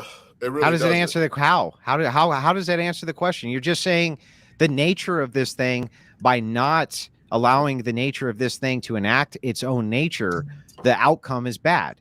Okay, I can concede that the outcome may even be bad, but you need to explain to me why you would afford it the right to execute its nature, unless you're saying that we should execute rights based on outcomes. Okay, so do you not believe then that God has desired outcomes? But that's assuming that you believe other people believe in God. Assuming if I were, hang on, listen, I'm going to answer your question. If I were to assume that that's true, then why would you assume that the desire of his outcomes wasn't that you didn't afford rights for outcomes? If that's what the descriptive statement is. That's just silly. If you can't make the idea of predetermination, and then at the same time you make the idea of predetermination, say, well, you stepped in on the will of predetermination because that already would have been predetermined. No, I'm not making a predeterminist argument. In fact, yes, you are making a predeterminist argument. No, you've fallen on the horns of your own argumentation, because if it's the case that God has imbued people with free will, and Duke, please, I assure you, I'll be coming to your version of this bogus argumentation later. If it's the case that God has granted free will to human beings, then it necessarily is the case that he prefers one mode of action over another. Yeah, but that doesn't answer the question as to why you would have a right to implement that action. Because if God prefers one mode of action over another, then he would simultaneously prefer that other human beings facilitate this mode of action as opposed to obstruct it. Why does the one follow from the other? Why is it a necessary entailment that because he has a preference for this, that he prefers that you act in a way which facilitates the preference for the nature of a thing? I mean, you have to consult your Bible for these answers, Andrew. So you don't have an answer? It's not a human answer. I mean... Right, that's right. These are extremely complex questions. I agree with that. I'm just saying, listen, I'm trying to be maximum charitable to you. I don't think that you can really tell me any more than anybody else can where a right comes from, other than it's socially constructed out of a person's brain. You don't have any grounding for it biblically either. Okay, but if it's the case that rights are only a sort of emergent quality of a person's brain, then in my view, it's safe to say that there's no such thing as a right at all, but rather a legal standing. Yeah, I agree. Largely, I agree. Okay, so couldn't you then easily round out this debate by saying, what are you talking about? Women's rights, men's rights, rights in general, they don't exist? At the beginning, listen to the intro. All right, well, fair enough. I did right at the beginning. But that doesn't mean I can't give an internal critique based on what somebody else thinks a right is. You agree with that, right, Eli? Oh, I totally agree with that. And to this point, and I'll be very brief, Playing with Fire, you're a great moderator. Thank you, sir. Where do you think rights come from? Governments or societies. Okay, so a government or a society. Those are two very different entities. Don't you agree? Not really. All societies have some level of government or governmental body. Yeah, but isn't it possible that a single society might have two different governments? Define a single society. Well, a single society might be the total people in Jefferson County, Louisiana. How about that? Okay, and their rights are granted and protected and enforced by the city of Louisiana or the state or whatever. Yeah, what about the federal government? The federal government enforces those rights too as well. And what if the federal government infringes on the rights that are granted to them by the state and county governments? It's beyond, but no, it's onto the people to fight against that, and they use the same legal system to be able to fight that, right? So, for instance, I don't know if you're familiar with the ATF and the pistol brace ban that's going on right now. You have private organizations like the NRA and other special interest groups that, although have connections with government, right, they still fight to keep those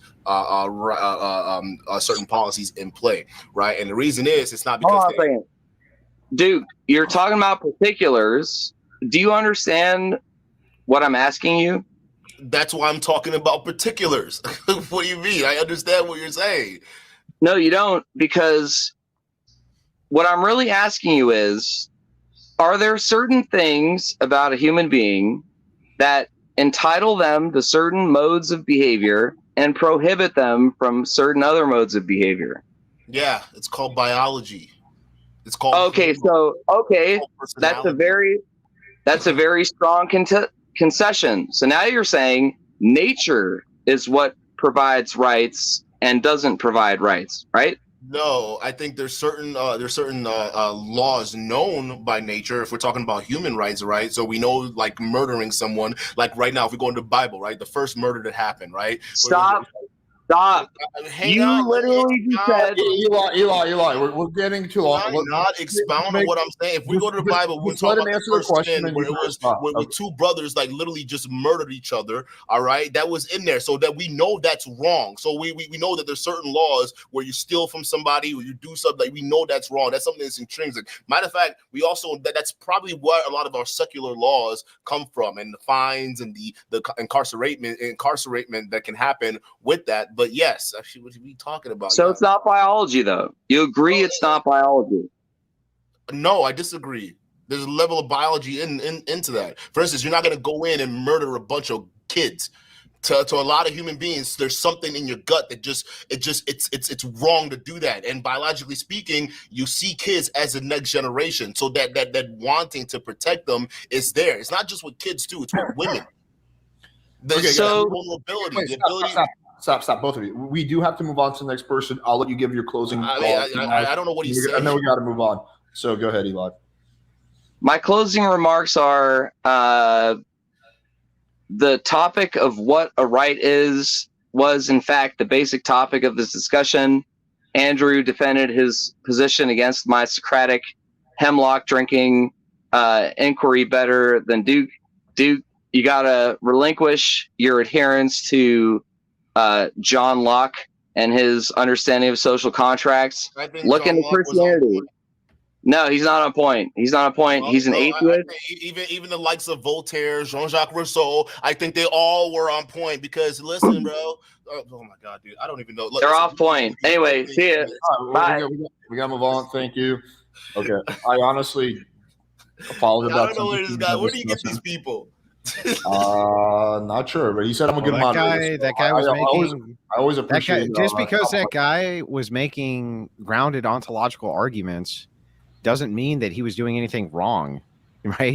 He had a legitimate field of inquiry based on the grounding for what we considered rights to be, and it's like I don't know why these guys are viciously attacked. This is a fucking debate. This is a debate. Like these guys have. That was a great viewpoint that guy had. I know that a lot of you fucking degens can't understand what these people are saying, but he made good points. He really did. All right. Thank you for that closing remark there, Andrew. All right. Let's move on next to JP. JP, what you got? Hey, how you doing? How you doing, Duke? How you doing, Android? Alex, thanks for having me on. I really appreciate it. Nice to meet Andrew, you, JP. How are you doing? nice to meet tonight? you. Pretty good. I've been listening to the debate. It's been enjoyable. What's the avatar of? With the three arms, and the guitar. It just looks badass. I'm just curious. Oh, that's the logo for my company, the Unconventional Man. Oh, well, that's a fucking badass logo, dude. Anyway, go ahead. Appreciate it.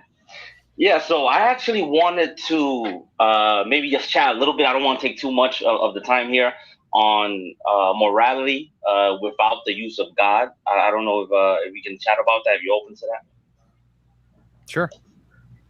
So, well, before I start, I'm sure you're familiar with the non-aggression principle. NAP, yeah, the NAP. Okay. Are you also familiar with universally preferred behavior? Well, I think I am, but it depends on which worldview you're talking about. From which worldview? The libertarian worldview? I would say libertarian more, yes. Yeah. Okay. So let's just define it real quick before we move into the question. So universally preferred behavior. So an example would be, that would be the easiest one. So if I were to steal from, for example, if you were to steal from, how can I put it better? I don't know. Wow, now I forgot. Okay, got it. Okay, so let's say that I want to steal. You want to be stolen from, and I want to be stolen from. That's not theft. It's considered borrowing. You're just lending your stuff. Or for example, definitionally, that wouldn't be theft. Correct. Or let's say that I want to be great, and you want to be great during sex. Then it's not great. Yeah, right. Correct. It's just correct. Kinky sex. Yeah, I agree. Anything that goes against the non-aggression principle, and it cannot be universalized. It cannot be. You know what? You don't even have to use morality. You can use ethics, because doctors have ethics, lawyers have ethics. So if something cannot be universalized, then it's not ethical. You can't make it. If it cannot be universalized, then it's not ethical. Well, what behavior can't be? What behavior can't be? Specify, yeah. Well, what behavior can't be universalized? Violence. Assault, that can be you. Why theft. Couldn't those things be Violence universalized? is universalized, bro. Oh, simple. Because who wants to? If you want to be assaulted, and I want to be assaulted, that's not assault. You can't universalize assault. Can I say then that means that we're boxing. JP, that means that's free will. So is grounding the grounding presupposition here is based around consent? Oh, correct. The non-aggression principle. Correct. Right. Okay. So the problem with the presupposition, though, is that you can universalize these behaviors and call them moral, right? No, I never said they're moral. I said ethical. You could universalize them and call them. You could universalize them and call them ethical too. So let me ask a question. How can you universalize theft? How can it be universalized? Why couldn't you? You just say that there's no problem with it. Why couldn't it be universalized? Then Andrew, you do know that by default, if you say it is not theft, it's borrowing, it's lending. You cannot universalize theft. Well, you cannot universalize rep. For example, I feel like hold on. You can though. No, you can't. No, you can't. It's part of by definition. Nature. A lot of these things you're talking about by definition, right now you could. All human natures, bro. They're all part of it. They're us. That's what we do. Not saying that each human does that, but that variation lives within us. The ability to steal or rob somebody, envy, jealousy, and even just murder. That happens. And that's something everyone is capable of, especially in this day and age. So I don't know what maybe you want to define universalized, but I think that's something that's a mainstay in human nature. It just means it's ethical for everybody to engage in X behavior. Well, let me ask you this, Andrew. Good reasons, or reasons people can determine for good cause, and some people can kill for completely just immoral causes, right? So I don't know. Is murder? It just depends on the perception. All right, Andrew, what's the definition of theft? So we could get that all out the way first. What's theft? The definition? Just taking property doesn't belong to you. So that would involve force, correct? Would that involve force? Would theft involve force? With or without force? It can involve. How can you steal without force? It's not theft then. How can you steal without financial force? Fraud. when you want to talk about like what are you all these crypto frauds have been going on? I mean, what are you talking that's about? force. That's On a force. massive scales. People's savings That's accounts force. are being wiped out. That's That's theft. force. You don't have to That's harm theft. someone. Yes, because it's done without my Right. permission, without my consent. That's There's force. intellectual property theft. No. I can steal your ideas. I don't have to hurt you. I mean, I can hurt you financially. So under that, I mean, there are multiple definitions of theft, but it's still taking something that doesn't belong to you. Versus the government steals from us, right? I mean, I would consider it stealing, or even certain corporations, right? So I'm just saying, like, where'd he go? Oh, he dropped off. I guess I don't know, but you can finish your point if you want. I mean, I was kind of addressing him, but I mean, if Andrew wants to go ahead, bro. I was just going to ask him if under his. Well, I'd have to ask him, but he's back. Okay, he must have had. Sorry about that. I pressed the wrong button by accident. Yeah. So JP, under your worldview, assume for a second that a woman has, like, I don't know, she's just old. She's like 80, 90 years old, and somebody convinces her to give up her, X amount of dollars to, like, maybe one of these Target scams, goes and buys a bunch of Target gift cards and willingly gives that person the gift cards. What, how would that definition entail force in your worldview? She was coerced. She was frauded. Yeah, but that's coercion. Well, wait a second. What makes it fraud? She consented. Oh, she was deceived. It's not. So here's the thing. If I'm being deceived, hang on, back up. Wait. Hang on, back up. Oh, okay. You said the word deception. That's interesting. Are you saying that if you make a product then and you're deceptive in your marketing of it, that you're doing something immoral?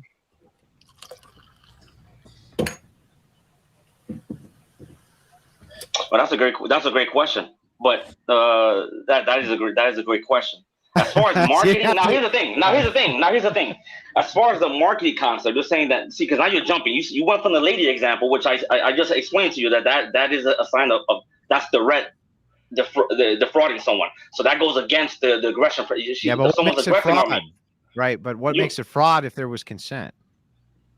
There has to be something, and there's no force. There's Andrew, you couldn't point to a physical force. You say coercion. Hang on, stop.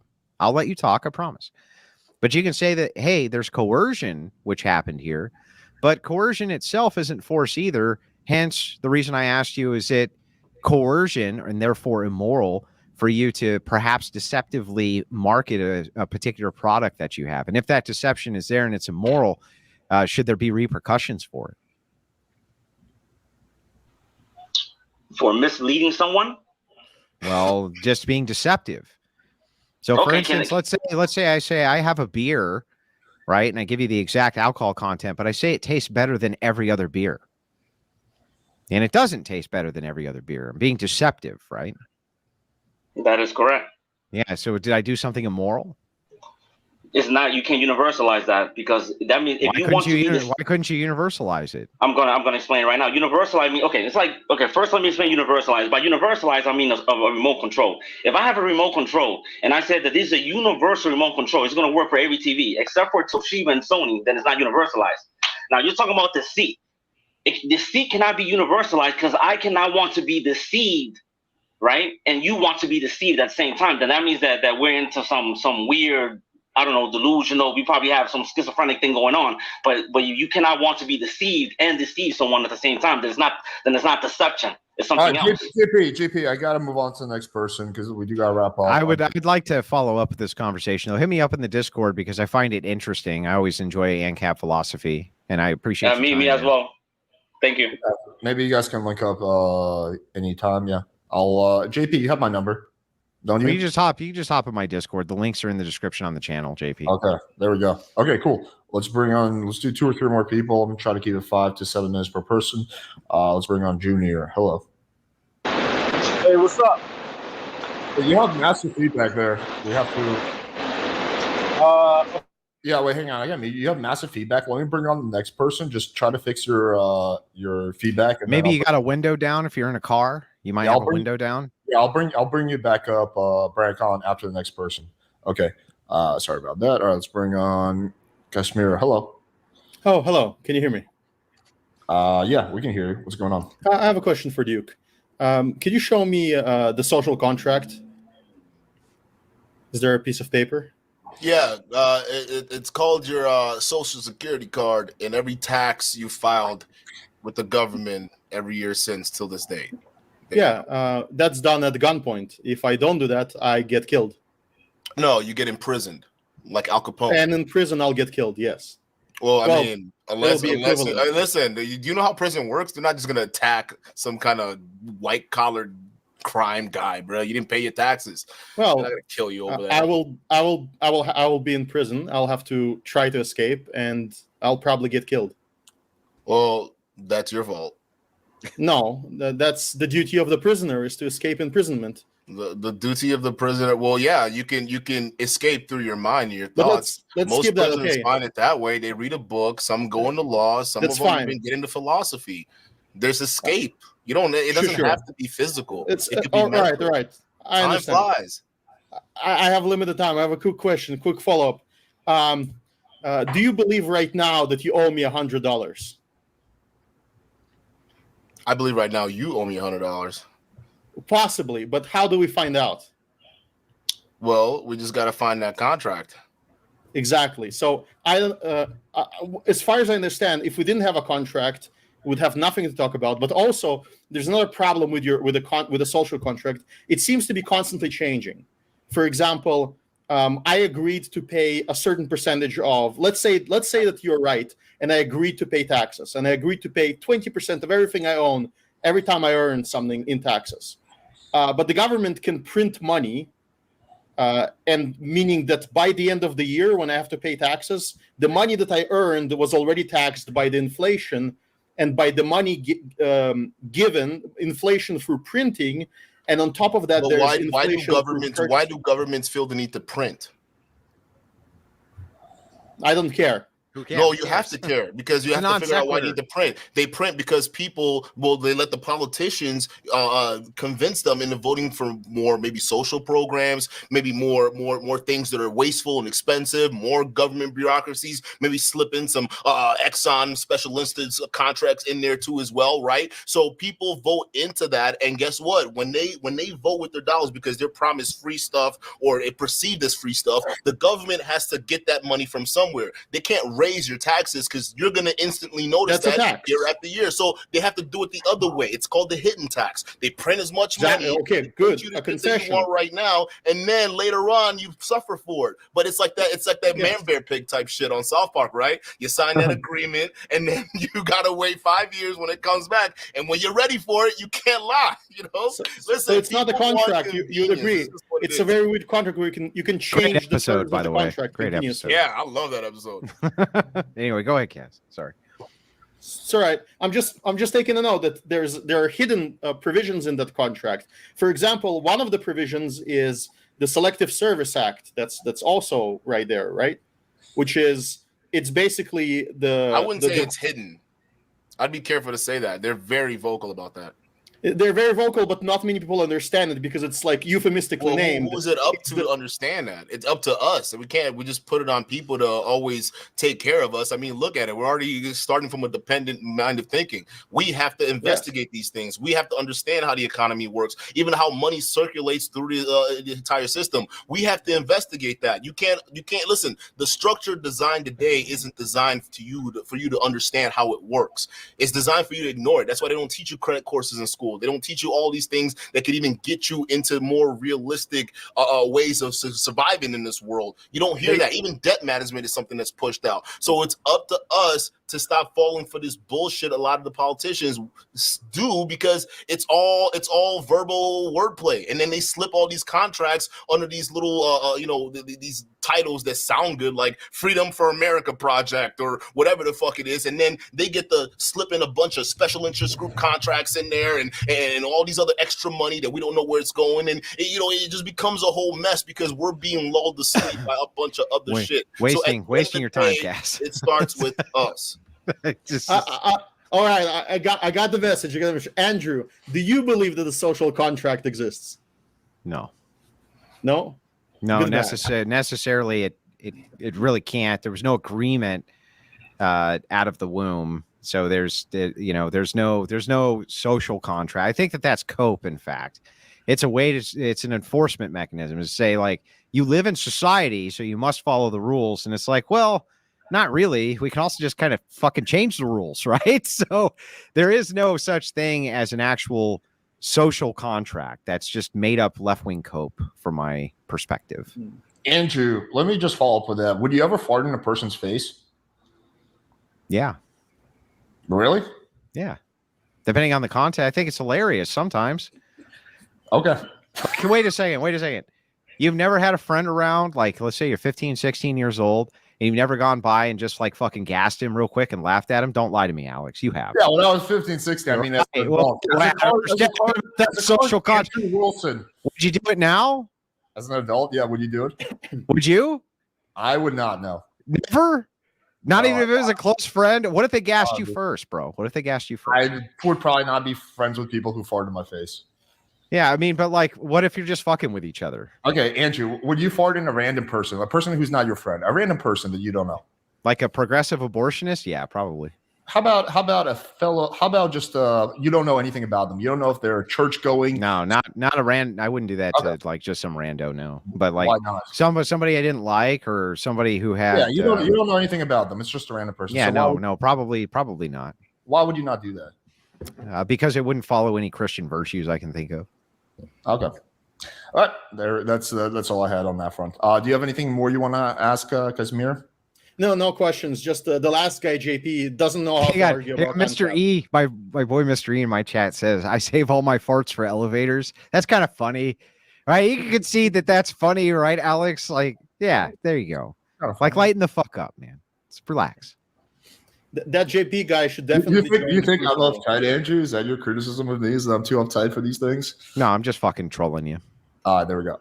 Okay, so is there anything else you want to say, Casimir? No, just that the last guy doesn't know how to argue for his positions. So there's no universal preferable behavior. That's garbage. Forget about. Of course, Molyneux is a great person. I spoke with him several times, and he might remember me. I helped him prepare for some things, but I don't like that part of his book is the weakest part. The book is great. Buy it, but that part is awful. I'd like to speak to that man to help him sharpen his arguments. Well, I think he's going to hop in the Discord, so why don't you find him there, bro? Cool. Excellent. There we go. All right. Thank you, Casimir. Have a good one. Okay, let's do two more people. So we got Junior. Hello. Let's see if his audio is better. Hello? Hello. Yeah, we good? Terrible. It's fucking terrible. I'm in a church. Your audio is still pretty bad. It's understandable, though. So, I mean, I can at least understand. Let me see if I can lower your mic. Okay. Go ahead. All right, so my question was for Duke. You said that the government is who enforces the rules, right? Or enforces our society, right? Yeah. All right, so what if all women are in power? Huh? In the government? What if all women are in power? What if all women are in power in the government? What if all women were in power in the government? Is that what he said? Yeah. Okay, in relation to what? That all women got into power, got into the government, like they're in charge. Well, I mean, so are you asking what if women got into the government? So are you saying it in relation to the type of enforcement measures that are going to be taken, or like, what are you trying to say? I'll say the whole. Junior, you said that the government enforces the rules. Yeah, this is unintelligible. Yeah, we really can't understand. I'm like, bro, I actually really want to answer your question. I know, but we can't understand it. Junior, just come back another time, please, with a better audio. We just really can't hear you. But I appreciate you jumping on. Amen. All right, Duke, since there's one person who says he wants to call you out for not being Catholic, since I gave Andrew the option of not having someone on, I'm obviously going to, give you the same option. So do you want me to bring him on? Bring him up. Show me my opponent. Okay. Bring him up. There you go. What's good? Howdy. It's Duke. You ain't Catholic, bro. No, I'm Catholic. No, you're not. I provided Alex a link showing your statement of belief in a previous video. We can review that real quick to show that your Oh, statement you mean when I said I switched over to Christianity? It's not permissible in Catholicism. What are you talking about? It's not compatible with Catholicism. What was the statement, Lou? What is it? Is it me just saying I switched over to? Listen, do you know what the context of it was? Yeah, and then you went on to say that your belief is a higher belief than any religion. Right. So, bruh, I'm Catholic and No, I you're say not. I'm Christian. Listen. I say these things, but like I'm Roman Catholic. That's No, just my you're not, childhood dude. thing. But like, no. I'm letting you know. Aside from my show, I'm letting you know right now. That's just what it is. I Do say you things, engage but in like that's what it is. sacraments? But at the end of the day, I don't give a fuck about any of these religions. I really actually don't. Like at the end of the day, because to me, it's like I'm one of those people that go through the motions of it. That's just what it is. I don't sincerely believe that Catholicism is the one all be all. I don't believe Catholicism that. Then I don't you're believe not in a any Catholic one of then. these things. At the end of the day, I'm just agnostic. That's just how my mind works. Then you're I not don't- Catholic. Well, I know. I still go to church. I still participate. I go through the motions. You do. You're You not engage. Catholic. You do the sacraments. I take communion. Okay, so but you don't actually I've been believe. baptized. But you're actually agnostic when it comes to your belief structure. When actual belief, yeah. Well, then you're not Dude, Catholic. you got to go full Band-Aid off. It's just so much better when you stop believing in fairy tales. Yeah, Dude. no. The thing is, it's like I got a family, and it's mainly just familiar ties that's keeping me with this right now.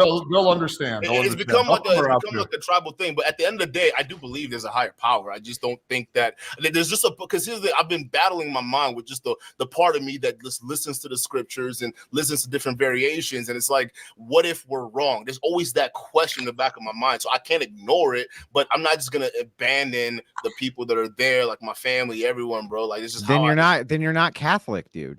not in belief, but in name, yeah. Well, then you're not Catholic. There are a lot of people. You're There are a lot of people who are Catholic. saying you're religious, and it's the same thing. It's just religion and Well, name. well, you can't point over and say, "Well, that guy's not religious too." Like that makes a point for you. You're just not Catholic.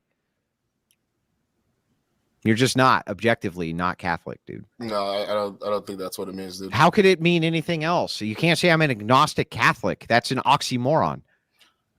I can have two different beliefs in one head. I don't, Not bro. if they're Like, oxymoronic. Not if they negate each Oh other. my You can't God, say okay. you can't say I believe in so God I as an believe atheist. in the fact that Catholicism represents family to me, right? Because I have everyone that worships. I go to I follow the motions, right? But in terms of the actual like what if that's always in the back of my mind, I can't ignore it. So if that doesn't make it a Catholic in your definition, No, it in is anybody's what it is. definition, not even in your definition, it's an oxymoron. So try to answer this question for me. I believe in God. I don't believe in God. Can those two straight statements be true at the same time? Yeah. What? How could they be true at the same time? I believe in God and I don't believe in God. There's something out there, but you don't know at the end of the day. Well, then you're saying in that case you're agnostic, so you don't believe in God. No, I believe in God. I just don't believe in certain definitions and behaviors of God. Because at some The point, definition that it your church gives contradicts to be Catholic? It just starts contradicting each other. And then when you actually have to face certain contradictions, you're almost able to have to force to just face reality or answer that nagging question in the back of your mind. I think the super chat. I think the super chat. Hang on, Alex. Alex, I got one quick follow-up. One quick follow-up I've got for you, Duke. Is Jesus Christ your Lord and Savior? Yeah. Jesus Christ is your Lord and Savior, but you're agnostic. Maybe he existed, maybe he didn't. How is he your Lord and Savior if you don't even know if he existed? When you get baptized, I'm gonna redirect. Hold on, Alex. When you get baptized, they say, "Do you accept Jesus Christ as your Lord and Savior?" Right? Do you rebuke the devil? Yes, obviously, I rebuke the devil. If the devil's out there, I rebuke it. If Jesus is out there, I accept him as my Lord and Savior. And I know there's something greater than this. And if that's Jesus, and let's say I die, because I wouldn't know until I'm dead, but I get there. And let's say Catholicism wins, then oh, hoorah! I've been following this faith throughout, but I just have my doubts. That's just it. So Okay. if that doesn't, I don't understand why that's such a. Let me just read this super chat because number one, it was a super chat. Number two, I think it kind of explains the issue. Duke is probably culturally Catholic, but his beliefs differ. I mean, I think That that's doesn't mean anything. It's just nonsense. No, it Cultural does. Catholic Dude. It's just are not nonsense. There It's are a lot of nonsense. people. There are a lot of people in this country that actually it's kind of the same thing. They're culturally religious, but they don't adhere to certain. He likes aspects of it. the It's just cultural. what it is. Like you can be culturally Jewish, for example. You don't actually believe everything in the Yeah. fucking Torah, but you They're like the Jewish you like the gangsters out tradition there that aspect of it. fucking run Yeah, loan Alex, to sharking actually believe companies the, and like to dude, actually be the thing, you have to believe the thing. Yes. It's You can be- necessary. It's literally the laws of logic, the law of excluded middle. You Do you can't think- say that I'm an atheist Christian. That's just it's fucking nonsense. You No, might but as there are well say Christians who you think might like as well atheists. just That's not what he's saying, though. Do you think? They- you can well, be, no, it is. Culturally Christian means you could be an atheist, but you're still a Christian. It's fucking nonsense. It's nonsense, bro. Andrew, do you think you can be culturally Jewish but not religiously Jewish? No, I don't think. I think it's not. I just told you it's nonsense.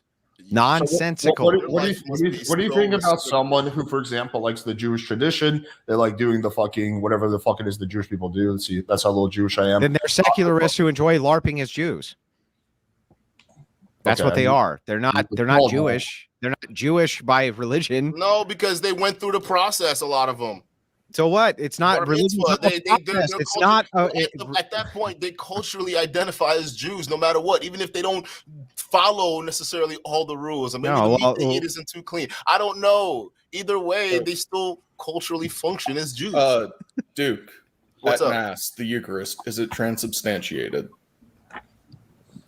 You have to explain what you mean by that. Transubstantiation. It's a paramount of your sacrament of communion in Catholicism. So the bread and wine literally become the flesh and blood of Christ.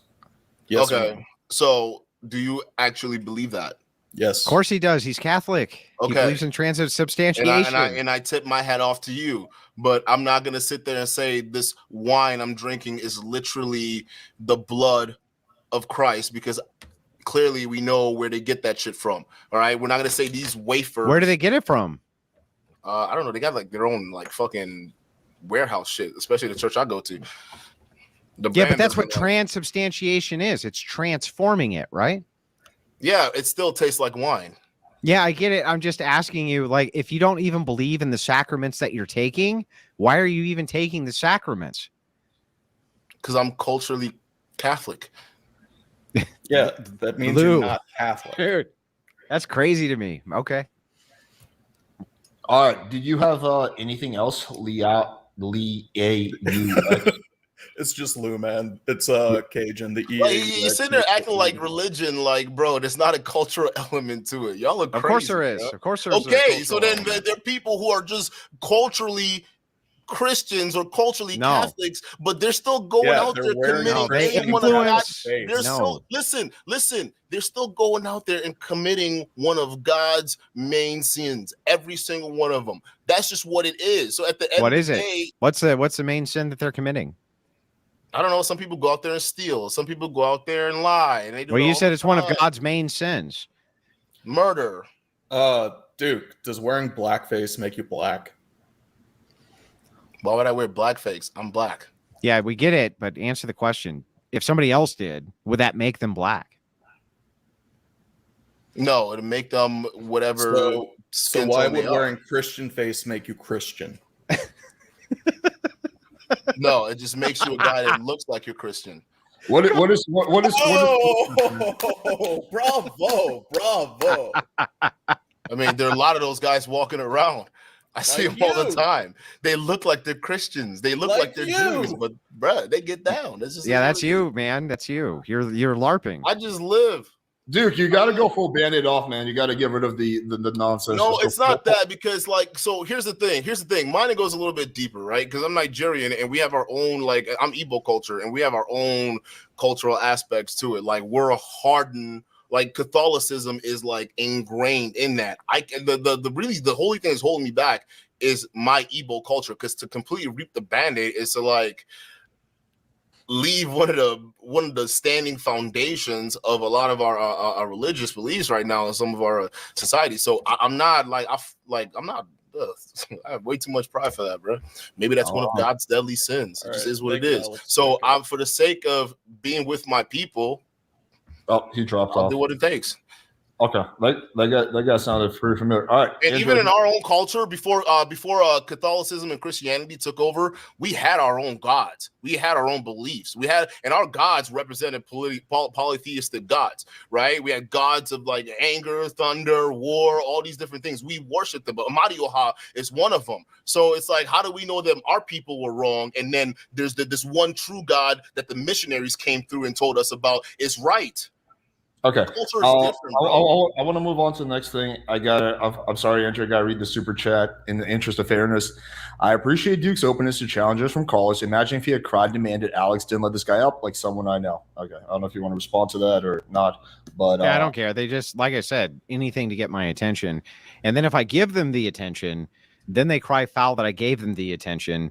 So just fuck them, right? They're just useless fucks. Look at them. Look at them. Imagine being people who sit in somebody else's chat and spurg at the, just like every fucking comment is a spurg about how much they absolutely just must talk to me, while at the same time all they do is talk shit. Regardless of who I'm talking to, I'm losing the debate. Regardless of what I'm doing, I'm a moron. Doesn't matter what it is, just anything they can do to get my attention, fuck them. Bro, fuck why do you care so much? Leave him alone. Fuck them. Why do you care if I care so much? Because this is the second time you're talking about it. It was brought to my attention, not me to their attention. Who brought to be fair, Alex is the one who brought it up, not me. Yeah, I brought up the super chat. Oh, okay. My bad, dude. Okay, anyway, so there goes this portion of the debate. I think this was a lot of fun. It got a little semantic at times. I enjoyed the energy. Anything you guys want to say before we wrap up? Duke. I would like to just kind of extend, like, Duke, it was really nice to meet you, and I appreciated the conversation. I'd like to have future conversations in the future if we can. I understand discourse can be something that's very contentious, but I think that it's very necessary, especially in today's society. So I appreciate you coming on and having the debate with me, man. Yeah, me and Andrew have had some pretty heated discussions. Yeah, go ahead, Duke. No, this is a pretty dope debate. I mean, I said largely we agree. It's just like, I guess it's just nitpicking at this point, but realistically, it's just, I think it was a good discussion. Yeah, I'd love to have some with you in the future. Sure. Well, I mean, semantics are important to debate. People always say semantics are important to debate, but you can get lost in them. You see what I'm saying? That's kind of what we did. But realistically, if you really think about it, semantics was kind of where we had to go, because on the overall idea, we agree. Like, I agree that men overall dominate the enforcement arm, right? I just disagree on the particulars, right? So it's just what it is. Because I say, when you dive into it, especially if you look at data now, like, women are filling in those roles and all the aspects, but generally you're right. So realistically, we both agree. I mean, it's not that we disagree. It's just, something for sport, we get into the nitty gritty. I think we just had to go there. We had no choice but to go semantics. But yeah, well, I think it's a good thing. I think it's okay sometimes to like agree more than you disagree and realize that there's not really substantial debate to be had. I mean, I've had that happen multiple times with people, so it doesn't always need to be a debate. But yeah. Well, also, I just want to point out this last thing before you close off, Alex, if you don't mind. Go ahead. One of the chatters said, if I switch over to Marlboro 100s, then you have a huge problem because they're much longer than the regular Marlboro Reds. And this gives me the speaking power. I don't really know what the comment inferred there. I just kind of think it's hilarious for no particularly good reason. But yeah, you're a good sport, Duke. You're welcome over at the Crucible whenever you'd like. Yeah, I wouldn't mind mixing it up again or having you on for some debates over there. So appreciate meeting you very much. Yeah. Cool. Hey, I think this Catholic atheist thing got you. We should talk about that some more. I think we should. I'm not a Catholic myself, so. No, I mean, again, culturally speaking, I am. Andrew's an atheist. He's told me privately. He gave up on religion a long time ago.